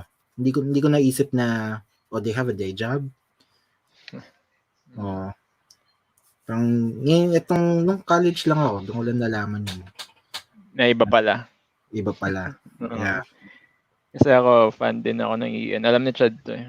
Actually, si Pepe, yung pinaka-nauna ko nakilala before. It's around 98. Tagal na. Ang tagal na. Hindi pa ako ganun kamulat. Pero, what happened was, syempre, back that time, fan na ako ng... Actually, hindi kami nagkakilala ni Pepe na 98. 98 kung nakikinig na sila. Ako sa Fizbox around 2001. Nung medyo sa Ian naman kasi, parang 2000 yata nung nagbibigay siya ng demo. I forgot kung kailan siya, 2001 o 2000. Nagbibigay siya ng demo for Eternal Now. So, kakamulat ko lang din sa Dream Theater back at that time. Nakarinig ako ng, there's a local band nga na katunog nila. Let's go. Sabi ko, sige, kunin ko na rin yung opportunity makinig pa ng music. Yung pa namimigay pa ng demo si Pepe ng CDs pa. Explain niya sa akin na ganito yung music nila. And ever since, naging fan na ako. Pero naging ka-close ko talaga sa Ian is si Chad. Some reason kami yung talagang super close. Lagi kami nag-uusap. Probably, dahil syempre, besides na gusto ko yung playing niya, marami ako natutunan sa kanya. Outside the music din. I think I'm equally as close to both of them. Ano ba yan? Si Mas maraming times ko ata naging prof si Pepe. Pero Mm. the funny story, nung nag-audition ako sa kanila, sa, ano yung music store sa Glorieta? Or Greenbelt, Ben? Perfect Pitch. Gageta yun. Ayun, yung Perfect Pitch doon. Nihintay ko si Chad. Tapos may kalbong nagpa-piano. Ano yung galing na ito ah. Tapos may baby siya, si Buko. Hindi ko alam na si Pepe pala yan. Mga isang oras na kami nandun. Hindi kami nag-iimikan. Hindi ko alam na si Pepe pala yan. Kasi alam ko si Pepe, long hair eh. Oo, nung time na yan. Sabi ko, kanina pa pala kayo nandito, sabi ni Chad. Ay, di ko alam na si Pepe pala, hindi ko siya namukhaan. Ay, yung pag short hair sa Pepe, saka, ayun nga, kalbo din. Minsan, iba yung itsura talaga. Si Chad lang yata yung hindi nagpa-exceed talaga ng buhok eh. Si Roger, pero long hair pa rin yung short long hair pa hair. rin. Oo. Si Roger na, ayun nga, nandito na rin before, nakausap ko din. Iba na yung itsura ni Roger ngayon kumpara nung nasa Ian siya. Or at least iba na yung kasi tumatanda na rin. Pero yun doon ako nakakita yung first time nung may band and then isang member na ayaw talaga ipakita yung yung itsura niya on stage. Or even off stage nga, minsan tagal pa bago niya tanggalin yung mask niya. Parang aalis na yata ng venue bago niya tanggalin yung mask niya. That's the stigma of it talaga na yun yung gusto nilang gawin eh. It's his identity, Mr. Nobody nga. So, yeah. Music itself maganda. Actually, I think same date yata din linabas yung Filipinas no? Same date as today. Pilipinas sa 1800. So, it's another thing na dapat celebrate nila. Para sa'yo. Nakapunta ka ba nun? Yung album? May ano ba yan? I was on stage actually, holding a poster or CD nila. Ikaw, okay. Ikaw ba yung nakaganon? Yung nakaganon? Ikaw ba yung nakaganon sa harapan? May video doon na may nakaganon sa harapan nila. May nakataas yata ng, ayun nga, CD yata o something. Basta may hawak-hawak. And then si Red Rivera nasa kabila. Si Red parang pinapakinggan yung sound. Nakalimutan ko na sinong katabi ko. Pero nasa harap na harap ako, nakaupo ako sa side. Yes, mga idol ko. It's actually as close as makakita ka ng foreign prog band talaga na pupunta dito para tumugtog. Honestly, ganun kaganda yung mga bands na tumugtog nun. Kitchen Sink, I forgot the other band. K yung simula ng pangalan. Tapos parang mga taga-Baguio. Hindi, Kitchen Sink yung taga-Baguio. Meron pang isang banda na medyo ethnical na yung dating, tribal. Yeah, I forgot their name. And then Fusebox, as we all know, awesome band din. Tapos yung To Cap of the Night, syempre yung buong 1800 na album perform nila. Pucha, ang galing nun. Ang galing ni Benedict, no? Nakakaingit. Nakakaingit. Nag-jump si Benedict sa amin before sa materia. Pinakataan kami, Brad. Pinakataan kami ni Benedict. Gusto mo ba R&B yung tunog nito? Sige, gawin natin. Nakakanta niya yung yung kanta ng Blue Dragon. Forgot the name. Kalimutan ko. Basta medyo yung ganun. Medyo Bruce Dickinson na din yung dating. Yeah. Ginawa niya ng rock. Ginawa niya operatic. Ginawa din yung R&B. Pucha, sabi ko, parang hindi mo kaya. So, magawin ko dahil sa kanya, yung exactly that technique. Pati si Gary ng Lavos Bacon. They do that a lot. Yung sabi ko, I want to learn that. I want to do that too. So, nagpaturo ako, pero not from them. I asked them to teach me kasi hindi ko alam kung kaya nila ituro or ewan. So, I approached Audrey Reyes. Not sure if you know her. Are you familiar with Skypea? Oo naman. Ayun, yung keyboardist din na naging singer. Yung siya din yung kumanta alongside Benedict nung gabi yan. Yeah, Am I correct? yun. Si Audrey. Siya si Audrey. Yeah. She's Nagpaturo good. ako. She's very good. Mm. So, after nun, nagpaturo ka, nakuha mo din. Oo. Ang hirap nung tinuturo niya sa akin. Kasi talagang, ano, laki ng bilbil ko. Kailangan Maano. sumakting. Tapos, breathing method. Tangin ang hirap, man. Pero, practice makes perfect. Ika nga nila. Well, nothing's perfect. Pero, Nothing. with practice, improves. Kasi, buti na na-bring up mo yun. Kasi, matagal ko nang hinahanap. Sino ba yung vocalista ng Skype? Parang inisip ko. Hindi ko Yung maalala yung vocalista talaga pangalan. ng Skypea, si Mako. Mako Oh, Flay. yun sa pa yung tagal na namin din nag-uusap. Mako. Tapos sabay, ngayon, nung tinignan ko nga ngayon, nga, parang hindi na active si Audrey sa Facebook eh. So, but anyway, yun din, yung panahon na yung gabing yun, daming nangyari nung gabi din. Sobrang ganda din. Actually, wala pa nga akong kilala nun sa inyo eh. Ang kilala ko lang talaga sila Ate Abby ko yun. Si Kuya Eric and then Ian. Iba pa yung ano eh. Actually, kami ni Benedict nun, hindi pa kami nag-uusap nun eh. May iba kasing ginagawa si Benedict back then. Hindi naman siya mas approachable si Benedict ngayon kung tutusin compared to before. Talaga. Tagal ko na rin nakausap si Benedict. May iba na yung ano niya ngayon. Iba na yung outlook na sa buhay ngayon. Kung tutusin. Kapag makikita mo yung wall niya, iba na yung ginagawa niya. But anyway, very fun na isipin yung mga gantong gigs na pinagdaanan. Nakakamiss. Masarap mag-reminisce eh. Are you also planning na dalhin nyo yung Spades dito once na okay na? Oh yeah, they've been wanting to come back. Yeah. Mas malapit yung bayista nyo dito. Taiwan siya, di ba? Sabi mo, punta ka dito, tugtog kami. We might do that. Pero restrictions and such. Pero besides nun talagang kukuha ka pa rin. You're still looking forward and looking for another talaga permanent na basis. Yeah. Siyempre, hindi ko naman, not all the time makakalipad siya to come back. Yeah, definitely. Yeah, so we need someone who's gonna be here. That's well, I have something, I have some plans for who might the new guitar player be. Pero hindi ko muna spoil until matapos na finalize nila. Mukhang nag-message siya dito, si Kyle. Si Kyle. Kyle's handle on your page in Space. Kyle, if you wanna join in, but it's a bit late.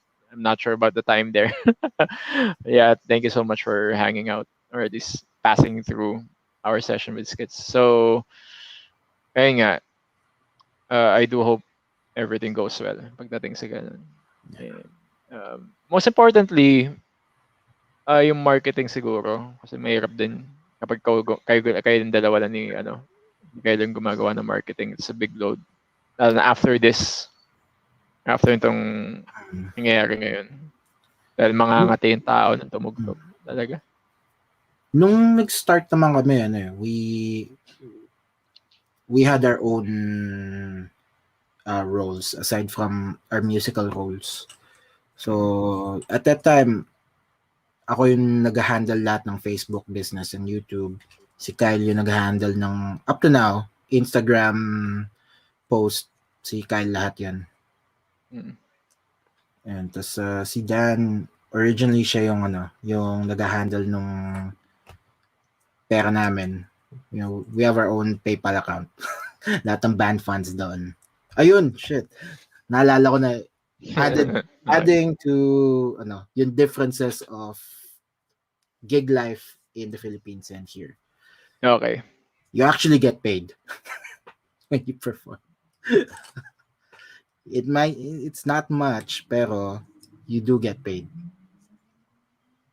Like, yung first gig namin, hindi ako nag-expect. Nagulat na lang ako. Oh, we were paid $88. Huh? We actually got paid. percent ng door sales and alcohol sales, ganun. Mm. Ganun lang.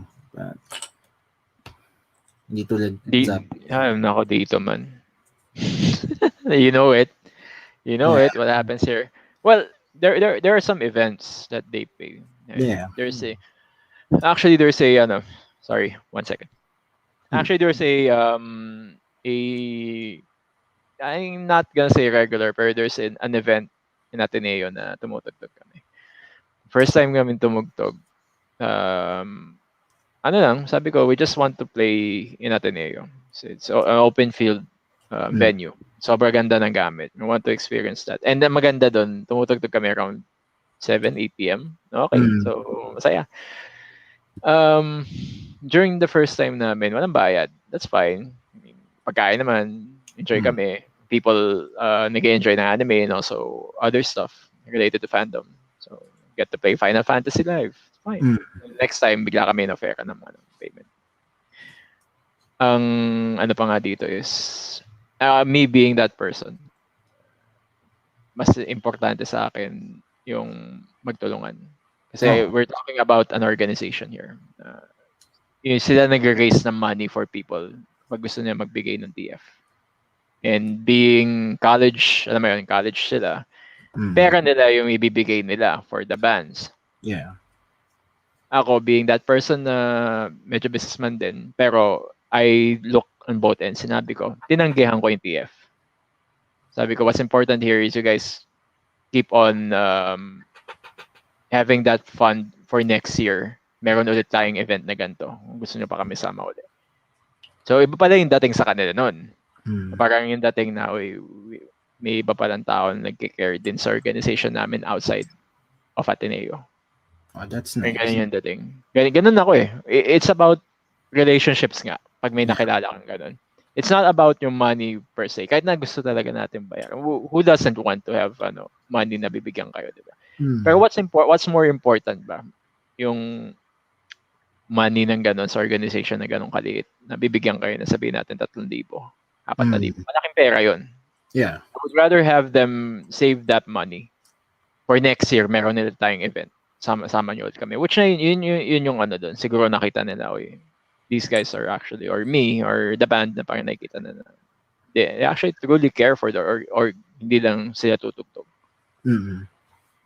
Yun yung natutunan ko doon. Well, the next time na in-invite kami, tinanggap ko na yung TF. Kasi pinilit na nila eh. Yeah. Okay, sige, no problem. We would like to have at least some gas money na rin pa uwi. That's fine. And ito yung pangit doon. Ilan Hmm. kami sa materya? Ilan kami maghahatian sa pera? Yun yung ano doon. Nakita rin nila. Sabi ko, siguro kung 4 kami, malaki yung makuha na. Pero ilan tayo? 7 tayo dito. So, it's around 150 to 100 pesos, which is still okay pa rin. You get paid and you play an entire set for almost an hour. Wala na akong reklamo. It's Yeah. become a yearly thing then. And next year nga, looking forward sila. Hopefully, may maganda kami kanta. Hopefully, dumating ka dito at that time. It's around April or April. March or April. It really depends kung ano mangyayari Hmm. itong mga darating na buwan. If everything gets resolved, hopefully, wala nang kalokohan, wala nang mga biological warfare. Sabi nila, go back to normal life. Maganda sana.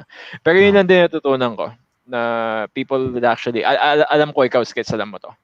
Yung Hmm. building relationships and also contact is probably far more important in the onset rather than expecting na mababayaran ka kagad. Kahit nasabi Ah, yeah.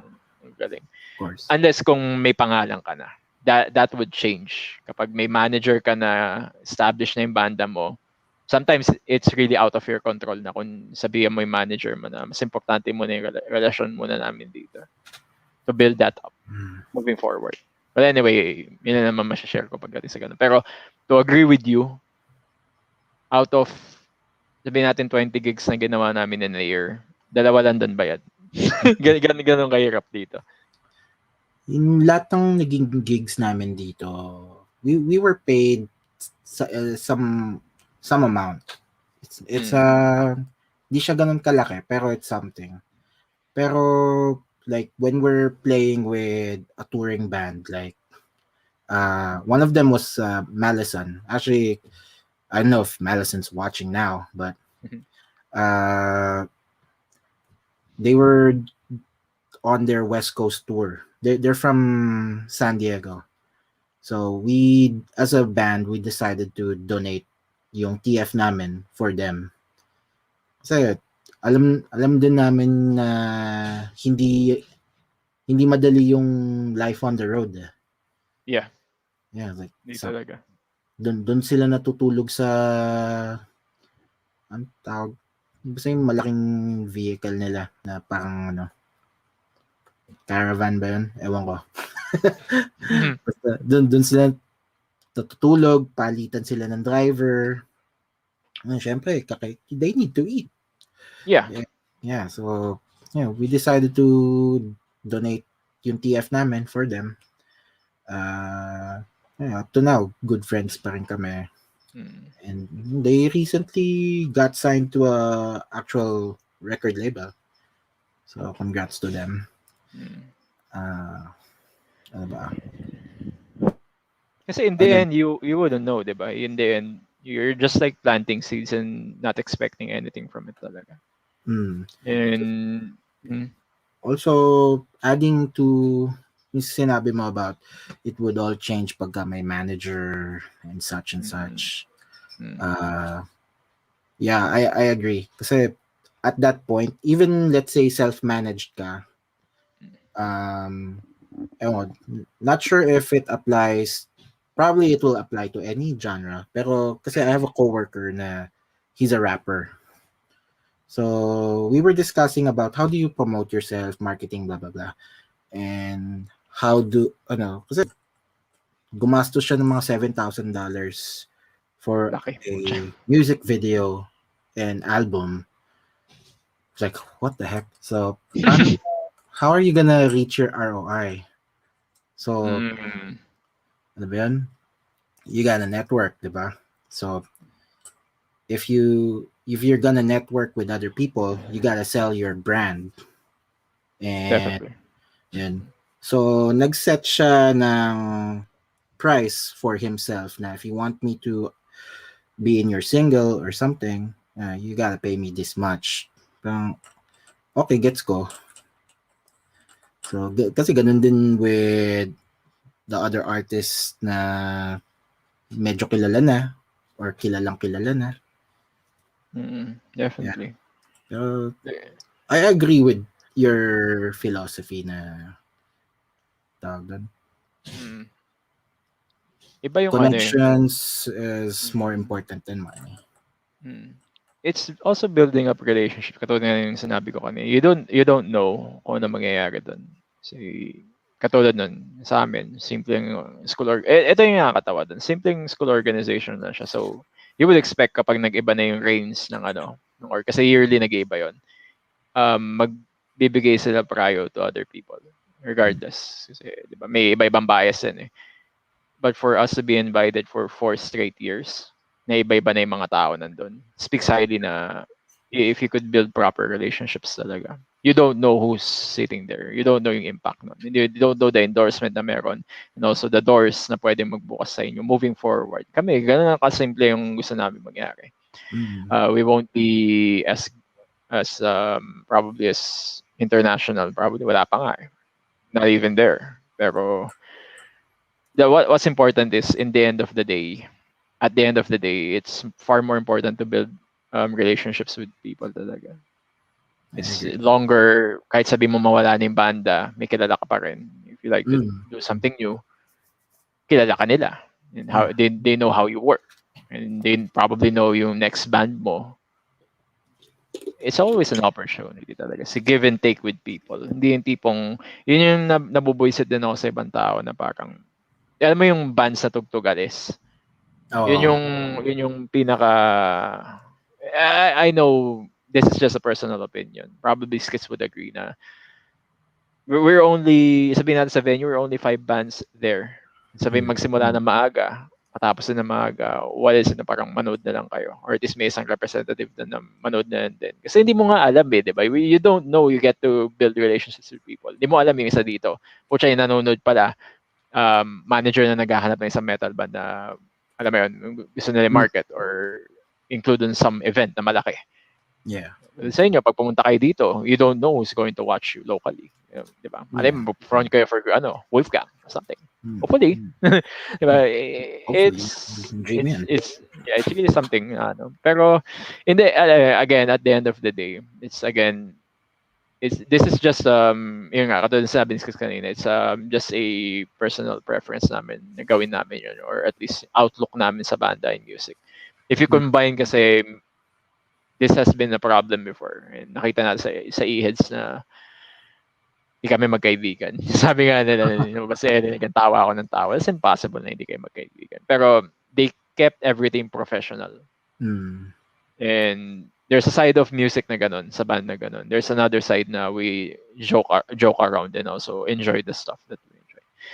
Anyway, for people nandito, we've already run 2 hours worth of information na pwede ko ipiga kay Skitz, and I'm not going to take everything out sa kanya kasi on the 26th, mas marami pa kami pag-uusapan with JC.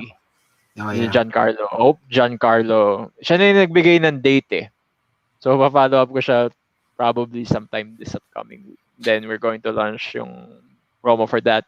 Going to go back with Chad din mamaya. Ask us kung pwede siya. Si Kevin din, tanungin ko kung pwede. Basta hindi siya magluluto ng kung ano. So, eto naman, probably spend another 5, 10, 15 minutes right now. If you guys have any questions kami, eto, mindless bantering na lang. We're going to talk about our fandom. I'm sorry guys, hindi na music to. Gonna tune out. It's okay. We're gonna talk about this. Saan na ba yun? Tatawa ka dito. Bago, may pa-shoutout si Alessandro Query. Okay. Ano sabi niya? Shoutout sa saan yung post mo ngayon? Ano sabi niya? Ayun. Binabati ko yung mama ni Ali, tita, lolo, at kapitbahay. Na Ali. Request mo. Shout out kila August, kay James, kay Chris, Raymond, Ed. Lahat ng tropa dyan sa Pilipinas. Everyone. And all my friends here in San Francisco and all over the US. I don't know if you guys are tuning in, but if you are, thank you. And if you're not, thank you also.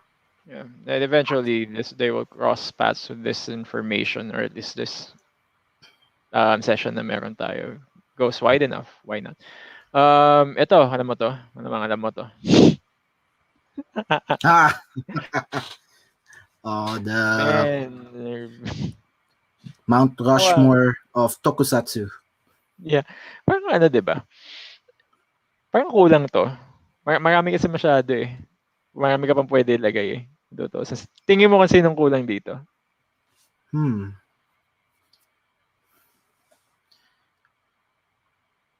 Sa kanya-kanyang category, I think okay na yan. Okay na yan. Kasi Godzilla, like all puro monsters lang sila lahat, diba? Si Mothra, sino yun? Ghidorah. King Ghidorah. Yeah. Tapos si Ultraman, he has his own Ultra series. Tapos si Aka Ranger, the whole Super Sentai series. And Rider 1. Yeah, si Ichigo. Natatawa ako sa pagka-edit nito kasi tignan mo kung nasan yung yung power ni Ultraman. Naka-portro. Tapos sabay yung scarf ni Ichigo parang naka-float na. Oo nga. Pero ayun nga, let's go back and talking about this shit. Ito medyo mag-tune out yung tao kasi this is just our fandom na lang. And I think pagdating sa 26, JC, I think another fan din ng mga ganito. As far as I remember. Anong masasabi mo sa Kamen Rider ngayon? Up to date kasi ako sa Kamen. Ayun, mas up to date. Rider fan ako. Saber, medyo it's okay. Pero I still watch it. Pero I still think Saber is better than Ghost. Ironically, nag-tag team sila. Kamen Rider Ghost and Saber. But I'm like, what the heck? Bakit hindi si 01? Di ba yun yung usual every year tandem na Yeah. previous rider and the current rider? Oo. Ayun, ba't binalik mo si Ghost? Okay, what? Ano yun? Pangalan niya? Tenkuchi Takeru. Naging meme pa siya eh. Ah, Takeru Sato? No. no. Uh, Takeru Satos, isa Den-O. no. Then, oh. Si Ghost, yung character niya, Takeru kasi yung pangalan niya. Tapos, Tenkuji, I think yung last name, if I remember. Tapos, di ba, lahat sila, Takeru. tapos lahat sila may kanya-kanyang parang catchphrase. Yan. Oriwa, Tenkuchi Takeru. Yun lagi, every opening ng per episode, Oriwa, Tenkuchi Takeru. So, tanga na. Get on with the episode. Yung ano ba, totoo bang, ito, tingnan mo, ganito na ako ka-highlight agad sa Kamen Rider ngayon because I actually tuned out after W for some reason. Hindi ko na nagustuhan yung mga, nakornihan ako dun sa ano, ang tawag doon after ng double, Si yung Oz, racket. Oo, nakornihan ako. Sabi ko, ano nangyayari ay, dito? Rocket, si Force. Oo. And then first din, nakornihan ako for some reason, kung ganun ako, nai-cringe ako. Kasi if you're going to look at it from, sabihin natin, ba sinimulan ko dito? Actually, sinimulan ko hanggang kay Kuga eh. Yung ganun ko binacktrack talaga. Nakita ko yung, parang nawala yung maturity niya. Diba kasi if you start with Kuga, ang dark ng ano eh, ang dark ng storya niya kung tutuusin. And then, ano yung sumunod doon? Agito. Isa pa yon. Actually, kung tutuusin, pwedeng parang alternate universe na ng ano eh, ng Agito yung Kuga eh. Or vice versa silang dalawa, pwede pa nga mag-crossover yun. Yun yung inaantay ko na magkaroon talaga. Kuga and Agito na crossover movie. Actually, Wala, di ba? Wala nangyaring ganun eh. if you remember maybe it's in the first 5 episodes ng Agito na ano ba yun? Yung basis ni ng design ni Kamen Rider G3. Yep. They mentioned it's based on the design of Yongo. Which is yun yung naging code name nila for Kuga. Pero hindi nila na-touch base yung buo, di ba? Katulad na nakikita natin ngayon na parang previous rider and then current rider may moving crossover nun. Ngayon wala nang ganun eh. Bakit? Alam bakit na nagkaroon nung yung previous rider, current rider, blah blah blah na yan? Is it with decade ba nagsimula yun? Honore Decado. Oo. Kasalanan ni Decade yan. Pero yun nga, doon, Kuga, Agito, I think Blade na yata yung sunod. Chronologically or hindi pa. After Agito is Ryuki, then Faiz, then Blade. Madidilim pa rin eh, di ba? It's very dark yung atmosphere nila. Actually, dark pa rin yung atmosphere niya until Kabuto. Yeah. Yung Kabuto, probably one of the best story written. Except for yung medyo patapos na. Yung medyo patapos na, medyo naging corny na. Pero, maganda pa rin eh. Actually, nagustuhan ko yung twist na sorry sa mga hindi pa nakapanood. I-spoil ko na sa inyo. Teka, may sinasabi si August. Alam mo, August, pumasok ko na lang dito. Antayin ka namin siguro. Tama na yung kaka-comment mo. Pero totoo yung sinabi niya. Pagdating ng Den-O, nag-iba talaga. Actually, isa sa mga paborito ko yan, Den-O. Yeah. Oh. May sinasabi ka? Sige, go ahead. Bago yan, balik mo mamaya dun sa sinasabi mo mamaya. Kanina. Kasi, yun nga, parang lahat ng previous riders before Den-O, ang dilim ng storyline, parang I needed something comical. Not specifically comical, pero naging magandang siya, light outcome. Light mode. I need something new na making it light was a good step. Tapos very impressive yung acting skills talaga ni Takeru Sato. Sipin mo, 6 na characters yung ina-act. Para siya may schizophrenia. Galing. On top of that, yung pa yung Samurai X niya, di ba? Oh. Parang ano din, ayun nga, magaling si Takeru Sato at nabuhat niya. Pero that came with a cost. Pansin mo, after yung run niya, hindi na siya nakabalik ulit. Not Yeah. sure if it's monetary. Kasi yung pumalit sa kanya, yung bata, hindi ko nagustuhan. Si Oo. yung mini din, Oo, hindi ko nagustuhan. And then, Actually, nag-attempt pa sila nung new Den-O. mm. Medyo ganun. Nagustuhan ko yun si Sakurada Dori. Mhm. Nagustuhan ko yung character niya. Steady. Ah, Ano, I guess they created him just to, para kung kailangan nila ng Den-O na may dialogue, siya yung pumulit. oo. Pero, ano ba yan? Yung rason kung bakit hindi nakabalik si Takeru Sato until the last, ano ba yan? Heisei Generations Forever Yeah. was, ang sabi ng management niya, parang they can't afford to gamble yung niya, yung current state ng career niya to go back to Kamen Rider. It's just gusto niya talaga, kaso management niya yung nagfo-forbid. So I Pero, guess, diba kapag titignan mo, hindi ba dapat mas open sila sa ganun? Because Kamen Rider has a very huge fan base worldwide. I agree. Kaso, being a Kamen Rider actor has it's a double-edged sword in my opinion. Na, as an actor, you don't wanna be associated lang na, ay, ikaw si Den-O. Diba? Na, ikaw pala, si Joe Odagiri, si Kuga, he never came back to Kamen Rider. Ang rason niya, Some reason. he never really liked Tokusatsu in general. Pero, I guess he was open to idea of coming back. Kaso, yung writer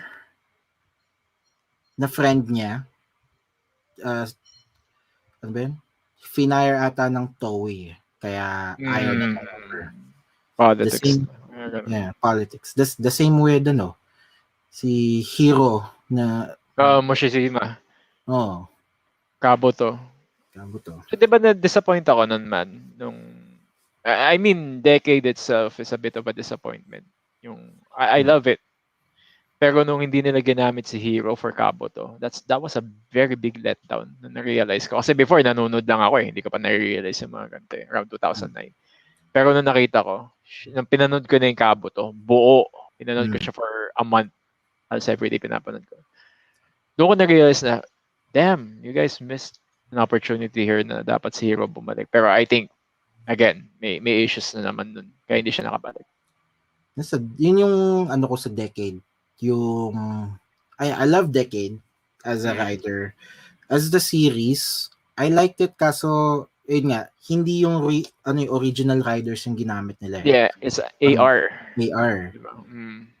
Which they corrected in some way sa ZO. Napanood mo naman yung ZO? Hindi pa. So if you recommend it na para siyang Den-O siguro, or para siyang anywhere close na sa mga nauna, probably going to watch it. Ito na masasabi ko. Decade Part 2. Pero mas maganda, in my opinion. Sabihin ko na, hindi bumalik si Hero. Oh my God. Pero, sayang. si Gatak, siya yung naging bagong Kabuto. Oh, interesting. Yeah. Si Yuki Sato. Yeah. Okay. That's very interesting. Tapos halos lahat ng ng mga yung real riders nila, original riders was featured back. Like nandun si Agito. Yung totoong Agito, si Decade, ang laki ng niya, ng role niya sa ZO. Dapat ginawa na ng decade part 2 yan. Yun nga.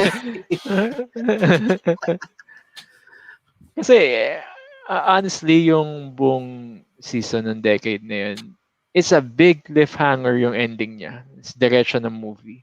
And the Mm, movie didn't even make any sense. Diba? yeah. Yung kalaban pala siya, die shocker pala siya or Oh, something. And then, that's not what the last episode implied. Medyo mm, naging convoluted yung yung storyline nun. I mean, I still enjoyed it kasi you get to see all the riders again na magkakasama. yeah. It's big fan service nun. Pero tama ka in a story standpoint yung transition na yun parang mas naging canon pa nga yung movie ng um double nakasama siya. Yeah. That made perfect sense na nangyari yun. Yung Soul movie nun. Ewan ko, hindi ko alam. How What about made Vice? me Sige, go ahead. sorry, Go go ahead, ahead. go ahead. Go ahead. Ikaw muna. Kasi iba na tayo, ibang rider na tayo. Okay. So what made me watch Decade was Kamen Rider Black. I know, so RX, yung Siya, episode na yun. Black and RX, siya yung first rider ko eh. So, up to this day, uh, Black and RX pa rin ako. Pero, syempre, na-enjoy ko na rin lahat ng Heisei, even up to now, Reiwa Riders. Mm. Yan, ano to? Saka yung Ryuki na lahat. Okay. Well, actually, nagkaroon ng Ryuki, yan, spin-off. Okay, totoo yun. Pero balik tayo dun sa sinasabi mo kanina, yung legendary scene na magkasama si Black sa si RX. It's one of the best scenes Nakita ko of all yung time. screenshot na yun. So, I just gotta watch this. Actually, yun din yung reason kaya pinanood ko eh. I remember before this is very interesting. We get to see Black and also RX in one game. So, syempre, it's a different storyline. Yeah. But you still see the actor. Siya ba yung nagsabi? Correct me if I'm wrong. Siya yung ba yung nagsabi na ayaw din niya sa Kamen Rider, I think. Recent There's another. news.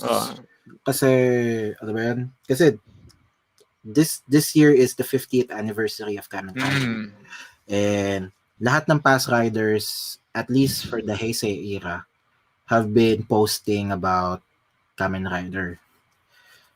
Tapos, syempre yung Showa era, hindi na natin na-expect yan. Tanda na sila eh. Pero si Tetsuo Kurata, he's still young enough to be, he has his own YouTube channel and Instagram.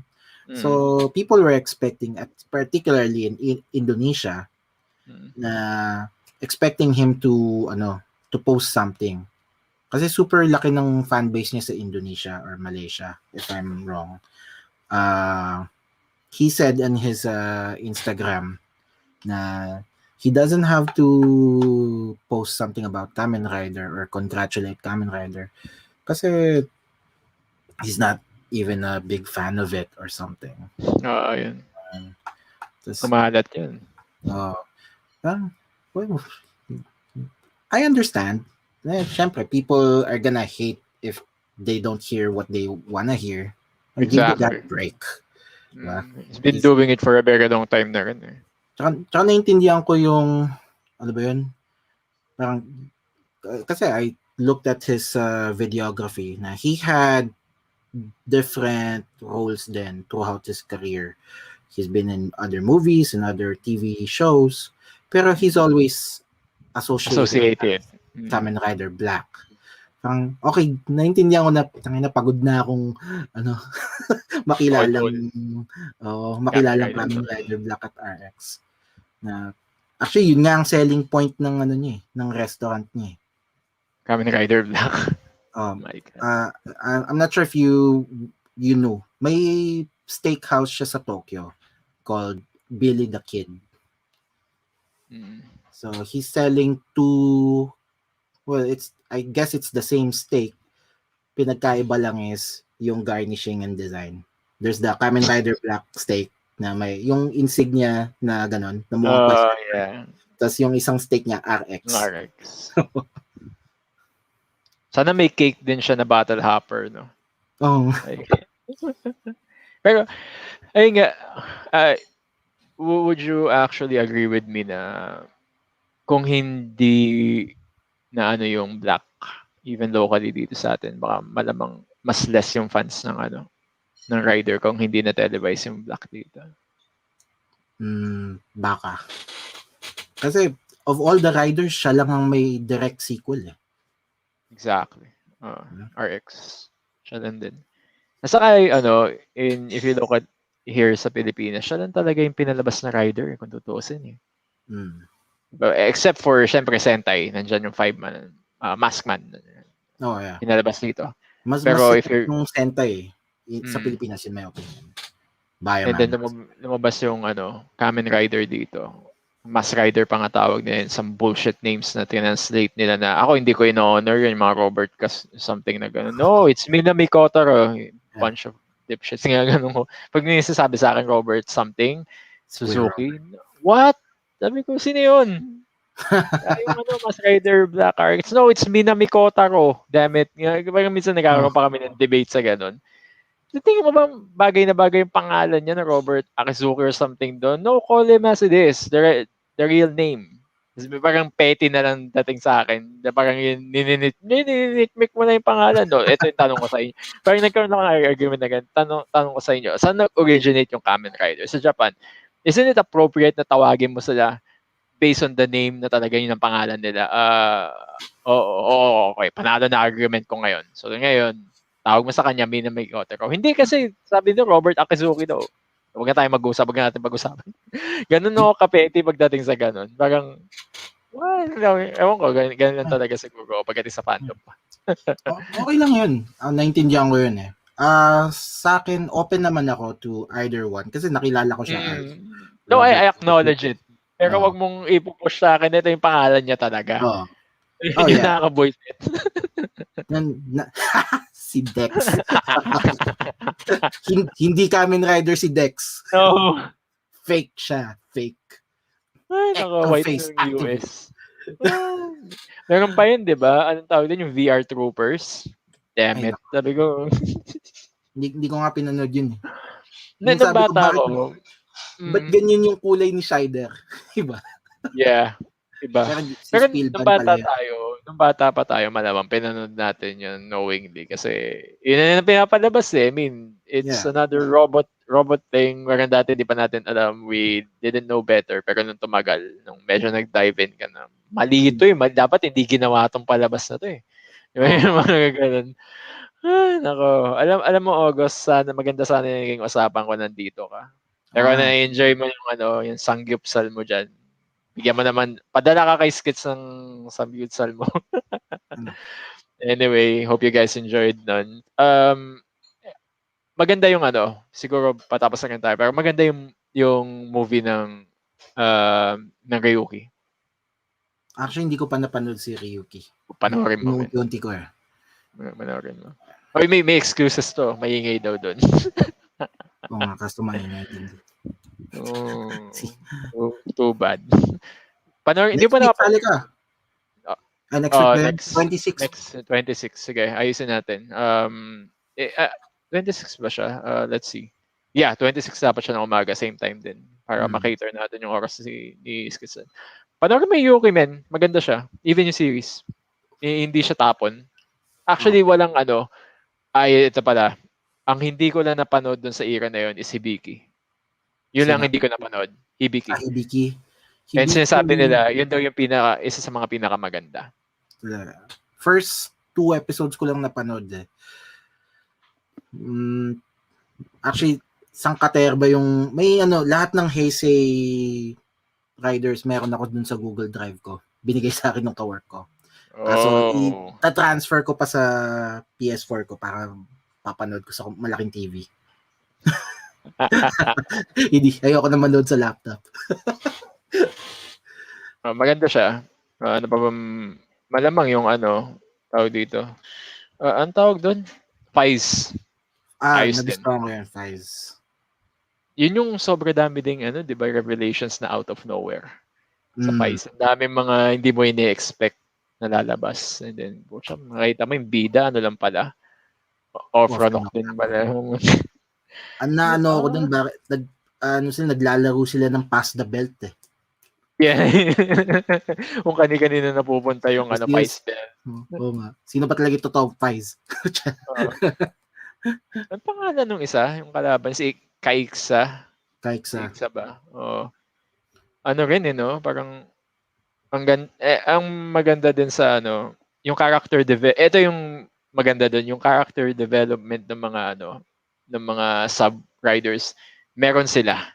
mm, Parang may 4 yata na sub riders doon, and then lahat sila may time na pinapakita talaga kung sino sila. Hindi na si Takumi lagi. ah, yung isa sa mga, yung horse orphan si Kiba. O yun. Oo. Si Kiba din yung 'di ba, yung parang emperor. Hindi, iba, hindi siya yung emperor Iba. ng orphan. Pero dun sa movie, Siya, 'di ba? siya yung naging kalaban eh. Oo. Parang alternate world siya.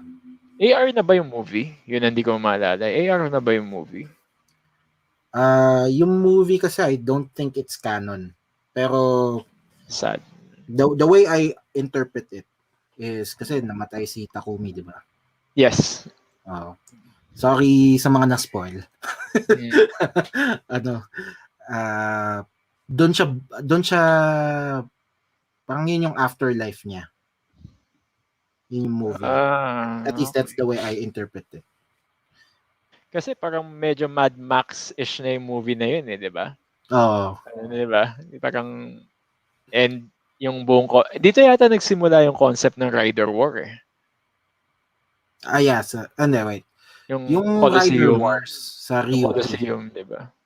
Sa Ryuki talaga. Sa Kasi bagay, 13 riders sila na nagko-compete with each other. Which naging same concept with Gaim. Okay. Napanood mo na ba yung Gaim? No, actually, wala na napanood, men. Hanggang double na lang ako. Honestly.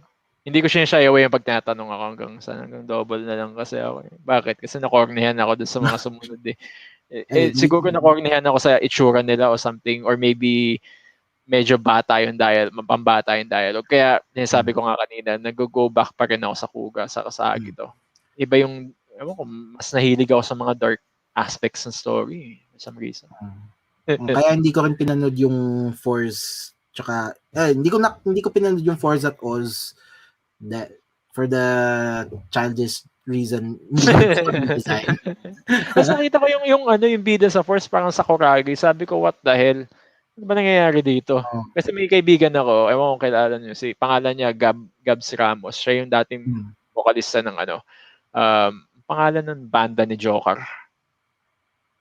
Forgot. B something. Parang Pantera yung tugtugan nila, di ba? Na medyo prog. Yun, siya yung Barabas. Yun. Kumanta siya doon.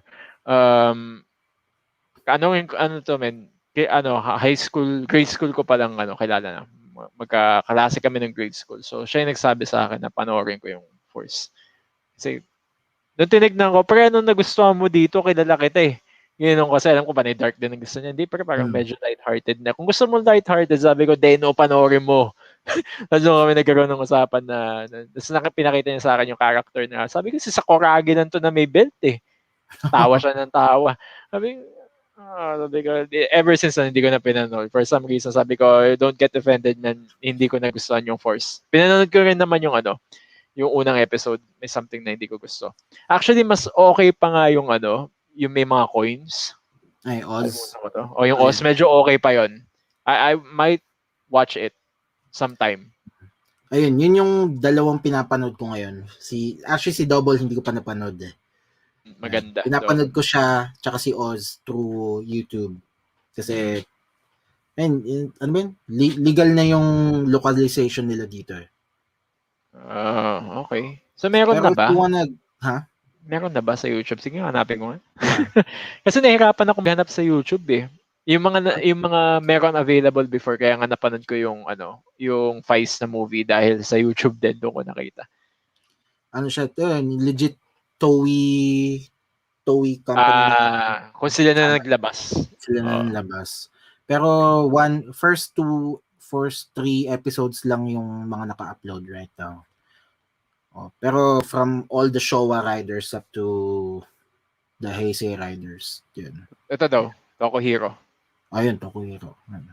Marami pa nang alam. August 26 eh. Talk about fandoms on 26. Hopefully makasabay si Chad sa atin. Hindi lang panay Transformers pag-usapan natin. Pag Transformers, wala. Limited Medyo, lang ang alam ko. ako din eh. G1 lang din pinanood ko eh. Pinag-usapan nga namin ni tawag dito, ni Rog. Ako, G1 sa Beast Wars lang alam ko. G1 May lang alam nag-hi ko. dito. Hi daw. Hi, Puja Kumari. Hey and hey. Hey daw. Hi, hey.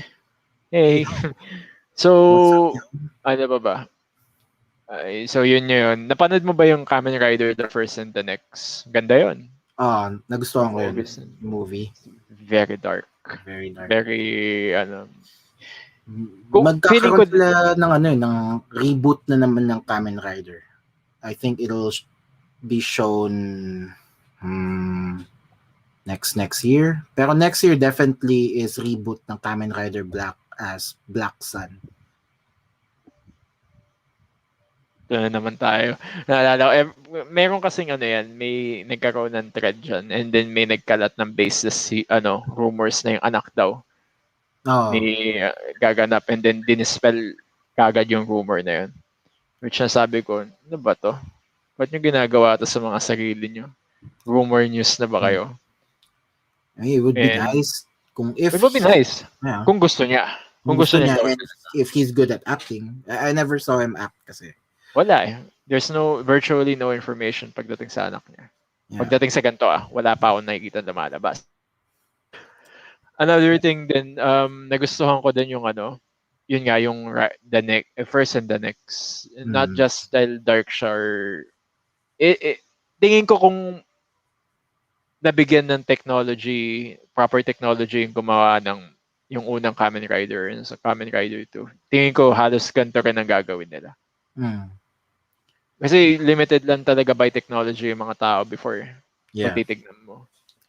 And sobra ganda ng concept ng Kamen Rider. I mean, we could talk about this all day long, man. Pero I'm not going to hold you back kapag may gagawin ka pa. Dito sa time. Siguro in 30 minutes man tayo. Actually, meron pa akong sunod na stream mamaya. Ida-dissect namin yung The Thing. If you know John Carpenter's The Thing.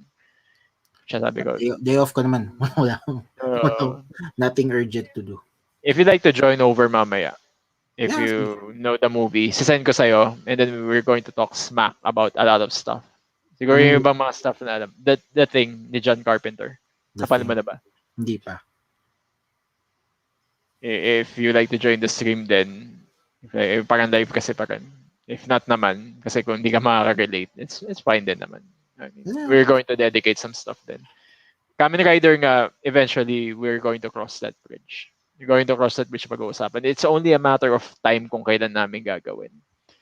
Sabi ko nga, dapat ginawa pa natin to last year eh. Dahil, alam mo yun, may time tayo sa loob ng bahay, hindi tayo masyado restricted. Kasi once na maging normal na everything, eto mga ganito, bababa yung nito, yung quality uli ng mga ganito.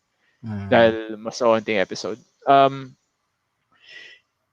Ano pa ba sasabihin ko? Nakalimutan ko. Yun pala yung sa Deno. Deno movies are fun. Oh, yeah. Pero, ang masasabi ko lang na nawala si Takero, medyo nawala yung magic niya. Napanood mo yung last nila, yung parang may kulay pa, may gold, may yellow yata, red and also blue. Parang may episode red, episode... yeah. Napanood ko yan. That was a good attempt. Pero, ewan ko. Ikaw, anong tingin mo dun? Sa akin, I still love Den-O even wala si Takeru. Kasi to me, Den-O was always about the three. Momotaro sa kanyang tatlo. Si Momotaro's talaga yung totoong Den-O in my opinion. Yeah. So, gusto yung yung Taros Bros na yan, sila yung talagang pinapanood ko dun. Anong pangalan ng puti? Puti na angel na She Siege. Ayun. part ba siya talaga or nadagdag na lang siya nung medyo patapos na yung ano? Kasi Ano wala yun? siya nung original 3. Hindi siya kasama dun sa original 3, di ba? Si Ryutaros and then tatlo sila. Ano, Siege. si Siege, he was in a few episodes. Tapos Mm. susulpot na lang siya in the movies and sa mga specials. Pero always yung apat. Si Mm. Momotaros, Urataros, Kintaros, Ryutaros. Sa kasi ano din, si Zeronos. Di ba? Ayun yun. Mm. Pero may ano din eh. Tragic yung story yata ni Zeronos eh. Oo. May sakit yata siya or something. As far as I could remember. Ano siya, parang hindi niya maalala ata kung Ayun, nawawala yung memory niya. memory Yung niya. pala. Oo. Parang every time na may gagawin siya, laging nababawasan yung memories na nangyayari. To the point, di ba, yung parang yung girlfriend niya, hindi niya maalala kung sino. Akada gagamitin niya yung Yung final form niya, yung Vega final form. form. Oo. Yun. Shit, Yun yung drawback nun.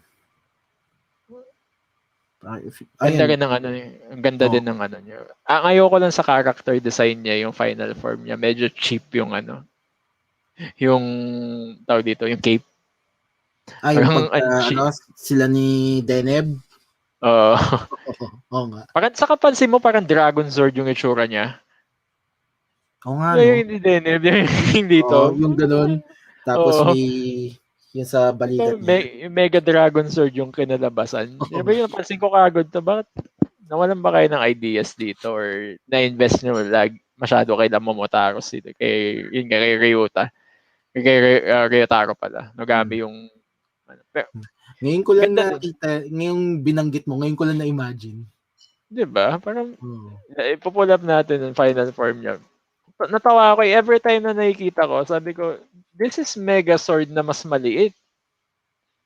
Teka. Ito na. Ayan, no? Di ba? Oo nga, no? Di ba Megazord naman? Dragon Sword. Dragon Megazord siya na mas maliit. Lalo na to. Lalo na tong punyeta. Lalo na tong part na to. Yan. And also this. And this. Ito. Pupulap ko lang din para makita ng tao. Mega Dragon Sword. May sinasabi si August. Si August yung bagong final form ni Decade. Sa pa yun. New Decade, Complete 21. The hell? Sorry, bias ako kay Decade. I love it. Yeah, I love it din. Ayun, tingnan mo. Sabihin natin tong Dragon Megazord na to. Or at least, ayan, ito. Ayun nga, diba? sa balikat niya. Balikat niya, pati itong nasa ulo. Yung ulo ni Deneb. Yung mukha. Tapos kapag, yung ano naman, yung sa Dragon Sword naman sasabi ko, yung nasa gitna. Oo. Kapag tinignan mo, and another motif, green din siya. Yeah. We're not, poking shit on Zeronos. Probably one of my top then, behind the end. Kasi mas gusto ko si The End talaga. Pero, ayun nga. Tignan ko nga yung final form ni Decade. Alam ko marami nag-criticize nito eh. Complete 21 yung pangalan. Maski si Masahiro, inano niya eh. Krinitik niya yung itsura eh. Pero nakakatawa yung pag-critic niya. This is comedic. Parang nagbebenta. Bili kayo. Parang alam mo yung dati, pag pumunta ka ng Green Hills, yung mga taong pag ganun yung maraming laman yung nasa loob niya. Pero what's really atrocious about this design, yung cards, man, it really puts me off. Yung card sa cape. Ako din. Hindi ko nagustuhan yung cards sa cape. Kasi you don't need all that. Yung just the 21 riders is enough. This actually looks better than that shit. Diba? Mas okay pa to eh. Mas gusto ko yung totoong design, except yung cape. Totoong final form niya. Yung totoong Kamen Rider Decade final form. Yung complete 21 form niya, mas gusto ko siya kaysa dun sa shinow mong fan art. And si Zio yan. Oh, Decade shit. Armor. Kaya pala sinasabi mo. Kaya pala. Ano yung Kamen Rider Decade na ano?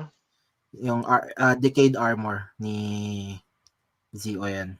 Kumbaga, yan yung parang super form niya. So, yung Complete 21, yung kahit tanggalin mo na yung cape eh. Okay na ako dun sa yung armor niya tsaka yung pompadour niya na may dalawang card sa noo. Alam mo kung ano yung na-imagine ko dito, kung anong rider siya, in what series? Kiva. Oo nga, no? Kasi may cape din si Emperor Form. Oh, and also, yung sobrang daming design. Mm. King inang yan. Last Alam tingin mo, natin. Go I ahead. think dahil because naging di naman ewan ko, siguro tama naman siguro masabing medyo OA yung mga naging final forms ng Heisei Riders na nagkaroon ng bagong standard ang Reiwa final forms. Ano ka nalabasan? So, ano ba yun? Nung unang reaction ko with 01 and ito, bago kay Saber, Mm. ba't ang simple ng itsura nung actually hindi nga ang talagang ano ko, ang reaction ko, especially kay Saber, ni-recolor lang nila yung base form niya. Tapos may Okay. power up lang siya. Yun na yung ano niya, yung final form niya na renicolor lang. Pero Toei made a statement na for the Reiwa Riders, yung new standard is ng final form nila will San, be ano, san dito? San dito? yung base form niya, yung ito, yung pinaka nasa una. Yan. Ito yung base form. Ito, ano to? Yan yung final form niya, yung nasa baba. And then, that's actually close enough to a base form. May added kwan lang siya. This looks like ano? This looks like an Agito character. Yeah. Di ba? Sorta. Dragon din yung motif niya. Tapos yung picture underneath that, that's na him. Yan yung kalaban niya. Yung Ito. color blue. This one. Hindi, No, hindi pa rin. hindi yan. Yan, kulay blue to. Ito. Hindi. Yung nasa second column on the left. Ito. Yan. Okay. Yan yung Ito yung final final form form. niya. Recolor lang. Exactly. Pati yung sword niya, recolored. Tapos, sabi ko, bet ko yan yung magiging trend for all final forms ng Reiwa. Shit, totoo nga. Naglabas sila ng statement na it's either they're gonna have slight modifications or recolor, and then it's more like a brand new base form na mas powerful than his super forms. What is this? Ayan si 01. Pero ano yan? Looks like something Fan made na yung kwan na yan. Yung hindi yan yung totoong 02 final form niya. Fan made niya. I'm not cheating on anything, pero this looks like a Kamen Rider Kabuto antagonist. Diba? Pwedeng kalaban to ni Kabuto eh. Nung una, yung base form ni 01, hindi ko nagustuhan. Pero, ewan, nakakapanood ko sa kanya, nagustuhan ko na lang.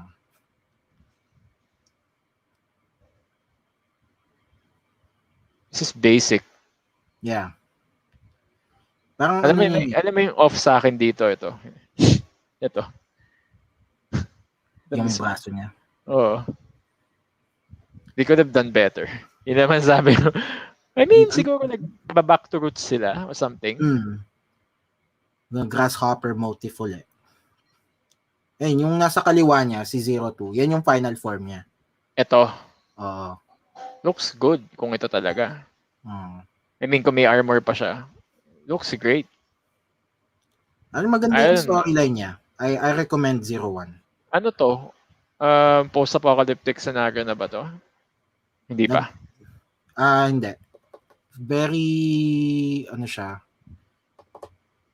hindi naman parang Jetsons futuristic, pero yung setting niya is the world is humans coexist with what they call humagears. Kumbaga mga android that work for Mm, you. okay. Yeah. And si Zero One, siya yung presidente ng company na yun that produces humagears. Mm, yung may sakabo to, ang ganda pa rin hanggang ngayon eh. Ganda pa Mm. rin ng design niya. Kahit yung final form niya. Actually, if I have the money by next time, gusto kong bumili ng SIC nito eh. Oo. Ako din. Ganda ng final. Actually, pagdating sa final form, ito pinakagusto ko. And then, probably Kuga. Ako siya, Kuga ang Diba? pinaka-paborito kong final form. Simple lang eh, pero po siya Slick black nakakatakot eh. armor, Oo. tapos yung black eyes, yun yung gusto ko eh. Bago natin tapusin. Kasi dalawa yung lalabas dito eh. Sabi na nga ba eh. There's this shit sa decade. I mean, it's still Ayan, okay. It's still Rise okay. Pero Ultimate ang laki Foe. masyado eh. Masyado ng Yeah, bulking itsura niya eh. Pero this one, yeah. yan yung gusto ko. But particularly yung evil form niya, yung black yung Yes, yung eyes. Prince of Darkness bullshit na ano eh. Yes. Yan. May binibenta ba sa inyo yan? Bili ka ng ganyan, bro. Gusto ko actually. Pag nakikita ko yung presyo, wag na. Magkano ba sa inyo to?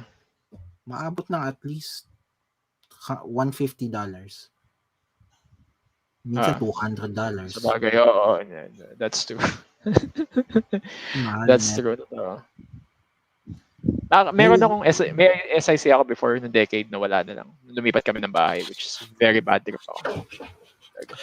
Yung nag-iisang figure ko dito, ito lang eh. Si Yusuke. Ay, nice. Yun lang. Ay, Ito lang yung nag-iisang figure ko dito. At saka ito pa pala. Hindi ko alam anong pangalan nito eh. Japanese something. Uh, Anime character. Hindi. Pinost to nung katrabaho ko. Nasa China siya at that time. Sabi ko, bili mo nga ako niyan. Pasalubong niya sa akin. Saan ba yun? Ayun to, nagbabago yung mukha na ito eh. Di ba may ano yan, tawag dito, anong tawag dun sa movie? May movie na ganun eh, As the Gods Will yata. Forgot na. Parang, ganda. Ilang ulo siya? Yung kon lang, lang siya. Hindi ko pa napanood yun. Pero ano rin yun, di ba? Gory. Para siyang Battle Royale. Oo, yun. Para siyang Battle Royale. Maganda You know what? Paano napanood mo yung Battle Royale dati? Pag gumawa kami ng episode na i-dissect namin, nasasama kita. So, alam ko napanood mo yun. Ito ang bibiling ko pag may pera na ako. Admittedly, Final Fantasy fan ako. Well, not si Eric talaga. Kung meron na, honestly, ganito ako kagik pagdating kay Eric. Kung meron akong, sabi nga na, if there's a fictional character na gusto mong maging real life, ito yung soul na gusto kong character na gusto kong matranslate. May totoong tao na katulad niya. Ganda eh. Oo nga. May co-work ako na Chinese, pero parang ganyan yung feature niya. Parang airy. Ganda eh. Ganda. Pero, may pinost ako na nakaraan eh. After playing the remake, si Jessie ang gusto ko. Pero wag mo na yung titignan yung voice actress niya. Si Jessie na yung tignan mo. Nakita ko yung voice actress, natatawa ako eh. Parang hindi si Jessie. Ito kasi yung kay Eric kasi. Hawak niya yung voice actor. Siya talaga yung voice actress. Siya yung facial features doon na ginawa sa kanya. Even kay Tifa. Oh, really? Hanapin mo. Bago tayo mag-close para makita ko. Si Brianna White. Papakita ko sa'yo. Sige. Brianna White. Fan ako nito babae to. Kinosplay nga niya si Eric na nakaraan yung dress version ni Eric. Pucha, sabi ko, wow. Nakita ko. Post mo nga tayo, no? Post ni Kevin. Ewan ko. Nakita ko, wow, ganda. It's very, ayan, siya yan. Ang ganda. Pumunta ka sa IG niya, ang ganda ng konti. Ito na nga lang, dito pa lang, puta sabi ko, oh my God. Okay na ako. Kuwang-kuha niya yung buhok eh. Tangos Yan ng siya eh. ilok. Oh, pag tinignan mo yung mukha, siya yun eh. Oo nga. Talaga eh. Kahit sabihin mo yung regular na ano niya, oh, Yeah. ano to, game streamer din siya. So, pangalan niya sa YouTube is shit, nakalimutan ko. But anyway, meron siya sa YouTube. Pag search mo yung Brianna White, meron. Ayun, Strange Rebel Gaming. Strange Rebel Gaming. Uh, Mapping mo.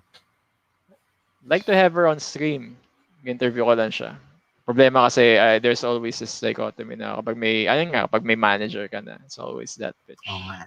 You have to go through the manager first, no? But I'm a big fan of Final Fantasy VII and also the character in general. Ito nga lang yung ano ko. Ayun pala, nagpakita ka na, ito lang sa akin, man.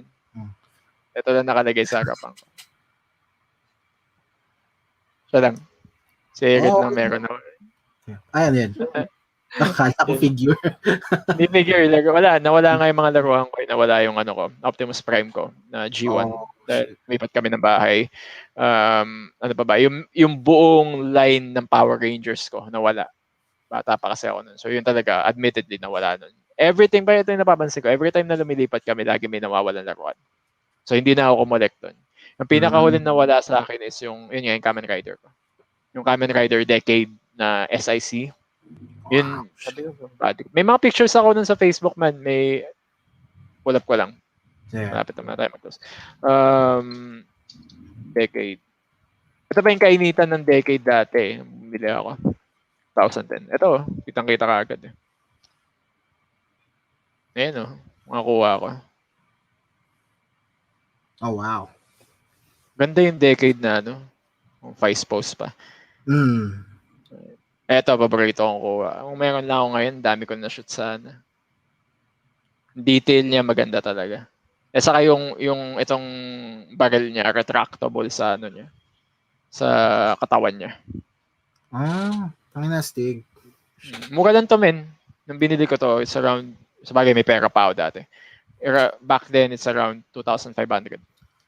Mura lang siya. Pagka gusto kong gumastos, like, if I wanna buy, like, toys, or, or anything, bigla ako naiisip na, mahal guitar pedal na rin yun gitara na rin yun ganyan ganun tumatakbo yung isip ko. Like, exactly. Or pang-invest ko na rin to sa Bitcoin or something na ganun. Yung, like, yung PlayStation ko, tsaka yung TV ko, ano yun? Gamit mo na yun dapat? Ang tagal bago ko napag-decide na sige na nga, bibili ako. Nung kailan lang nalalabas na yung nagkaroon ng medyo set date yung FF remake. Sa FF7 remake. Doon lang, sige, bibili na ako. Tapos na-convince na ako nung katrabaho ko. Sige na, bumili ka na ng PS4 para mag-Street Fighter tayo. Sige. Kung meron hot toys na ganito, ito lang bibili ko na ron. Wala nang bibili na iba. Shit. Kaso lang to, stationary lang ayoko eh. Hindi mo pwedeng palitan ng post. Ayoko nang ganun eh. Pag gusto ko ng toy, gusto ko yung, alam mo yung retractable, pwede mong gawin yung ibang poses na gusto mong gawin sa kanya. Yan. Pang lalagay mo lang yan sa sa glass case, display. Parang mali yata ang ginawa natin. Napofrustrate ako dahil wala akong pera. Oh my God. Very good. Papaprint ko na lang. Ay, cosplayer nga pala to. Papaprint na lang ako ng and then, ganun na ako. Sabihin nila simp ako. No, I'm not simp. I just like the character that much. Hindi ko naman, hindi naman ako nag-worship ng character. That's stupid na ganun ang gagawin mo. Marami akong against pagdating sa simping ng characters. Even simping ng tao. Whatever simp means, hindi ko alam. But anyway, hindi ko naintindihan yun eh. Pero it's more yung parang namimigay ka ng pera sa taong yun. Why? Diba? Bale, pagka Hindi ko pa alam kung gusto kong i-pursue itong naisip kong idea a little while back. Ano yun? Gusto kong kasi this started with the idea of I wanted to make a cover song video na kakanta ako ng yung theme song ng Turbo Ranger tsaka Five Man. Mm. Tapos syempre kakanta ako with in front of the camera. Tapos from the second verse to the end, may stop motions ako nung action figures. Tapos ako yung kalaban. Gawin mo. So, Gawin mo. kaso nag-search ako. Tangina, mahal ng action figures ng Turbo Ranger, Five Man, Mask Man. Mga nasa $500. Wala. Tapos wala na akong mahanap. Sabi ko, ako na lang kaya gumawa ng sarili kong figure. Yes. Diba? We'll see if ma-pursue ko. Kung kaya ng pasyensya ko, I'll make you air it figure. Yun. I'd gladly pay for that, man. Sa ginawa mo, and then yun lang yung concept, yung the rest na talaga. Actually, may isasend akong link sa'yo kasi I've been following a couple of people pagdating sa yung nagbe-breakdown lang sila ng mga hot toys. Parang regular show nila, 2 hours. Yun nga, 2 hours pa na discussion din. It's very good. Hindi ako obsessed sa laruan. Ayun nga, katulad ng sinabi ko, pag nawalan ako, it's the least na bibiling ko katulad mo. Rather invest on something else. Gitara, or something, or pedal, any effects. Ako on my end, yung more on damit naman ako. Bibili ako ng suit. So, kung invest sa suit. Pero right now, none of it's a luxury for us. And ipon, hopefully, makahanap ng bagong trabaho. Anyway, so we've reached the 3-hour mark. Hindi ko in-expect na ito mahaba. I told you people, kapag nag-usap kami dalawa ni Skitz, lalo na sa fandom side, patay tayo dyan. Dire-diretso to. Telepapating. It's pretty fun, man. I mean, ikaw, parang matagal ka na rin wala nakausap dito sa Manila na ganito. And that's why I also brought this and naghihila ako ng tao para may kasama pa tayo mag-discuss. Problem is, may ibang tao na may gagawin tao. Tapos yung isa naman dito, may date. Maingay daw sa lugar nila. What the hell are you people? 26, kita-kita tayo ulit. And guys, again, this is this episode again. I'm really happy na ginawa ko sa umaga. Those Skitz gabi na. We're going to sign off right now, but Skitz, are there anything you'd like to convey sa mga friends mo na manonood nito or moving forward? Anything in your mind to tell them? Well, first, maraming salamat again for inviting me. No, definitely. Thanks. Dito. And it's been an honor. I hope everybody's watching this was entertained with me and JM's conversations about pretty much ano bang pinag-usapan natin? Music, music, Kamen Rider, and life in general. Hopefully, we imparted some useful information that could help you in your life. So, I know we're in a bad state now in the world because of this pandemic, whatever you want to call it. But do not let it let you down. Always, there's, like my lolo said, there's always a rainbow after the rain. Di ba kanta ng South Border din yun? Kanta ng South Border. Good song, actually. Rainbow after the rain. So, ayun. Basta keep creating kung ano man yan. Painting, music, money, create money, Bitcoin, XRP. Whatever you wanna do, go lang. Supportahan tayo. Yeah. It's better to just try and approach it kaysa regret later na you didn't even try. Diba? And always stay safe. Ipinadala nga pala si si August. So, nanginggit pa. Okay Nanginggit lang pa si yan. August. Okay Gutom lang pa. yan. Okay lang yan. Kain ka mabuti para tumaba ka. Sama niya si ano eh. Ewan ko family niya yata. Family. Yung girlfriend niya malamang katabi niya. And then, well anyway, August, sasendan kita ng details on the next one. I'm going to talk with JC. Dahil siya din nag-suggest nito. Yeah, definitely. Chad Robles, hopefully. Kevin Cunanan, let's see kung pwede siya ng ano na yun. Pero, yeah, thank you so much, Skits, for giving us the time na kausapin ka regarding also, primarily, regarding in Spades talaga. Kasi yun ang gusto natin malaman. How you guys are doing, music itself, and yung enlightenment na binigay mo na it doesn't matter talaga kung nasaan ka. What matters is yung hard work na meron ka and yung goals na dapat mong gawin. Mm. Because in the end, we could actually market everything. Pero kung yung market mo, wala din kwenta, hindi ka rin papansin ng tao. We have to have the proper, tawag dito, yung proper materials katulad dun sa inyo. And you guys are doing it naman perfectly. Again, guys, visit In Spades nga pala in their page in Facebook and also sa yung Bandcamp nila. Dahil doon yung makikita yung album nila yung album nila Vivid Horizon. Go to In Spades, Facebook.com, In Spades Metal. Check, get a load of their practice videos and also yung mga kanta, nandun na rin. Mm. Like Also, metal, if you like something else, try nyo din. Ganda naman. ito ba yung share button yung ano? Click to Yeah, show. definitely. Definitely. And if you wanna buy, taka, share. May share dyan. Screen, ayun. Yun na ba yan? Malabas ba? Wala lumalabas sa akin eh.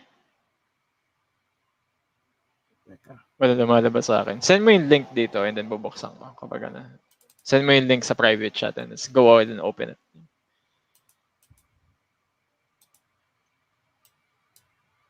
Ito ba yan? Teka. Next week. Yan. Nag-share na ba? Ayun. If you wanna buy our CD in Asia, let's go to rockstack.shop dash pro.jp po siyang website to. Hanapin nyo lang to, Rockstack, tapos sa Google, you can buy our album here in Spades. Japanese to, di ba? Sa Japan. So that's the closest store where you can buy our physical CD in Asia. It's 1,800 yen. Basic, how much is that? $18?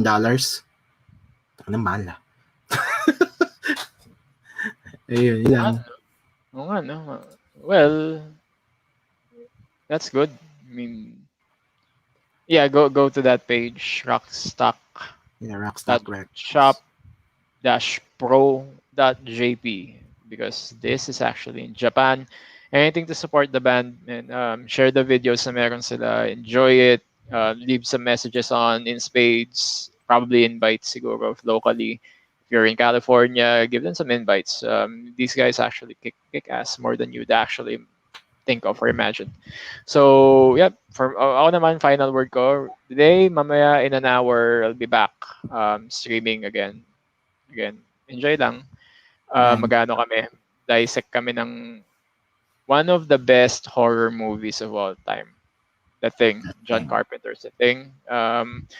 As far as Skitz is concerned, follow his page, and then hopefully 26, we're going to finalize that sometime next week. And ayun, guys, we're about to sign out. So final words is stay safe and stay at home. If you want to go out, that's your discretion. I'm not gonna tell you what to do. Basta enjoy lang kayo and take care. Okay. Bye. Take care.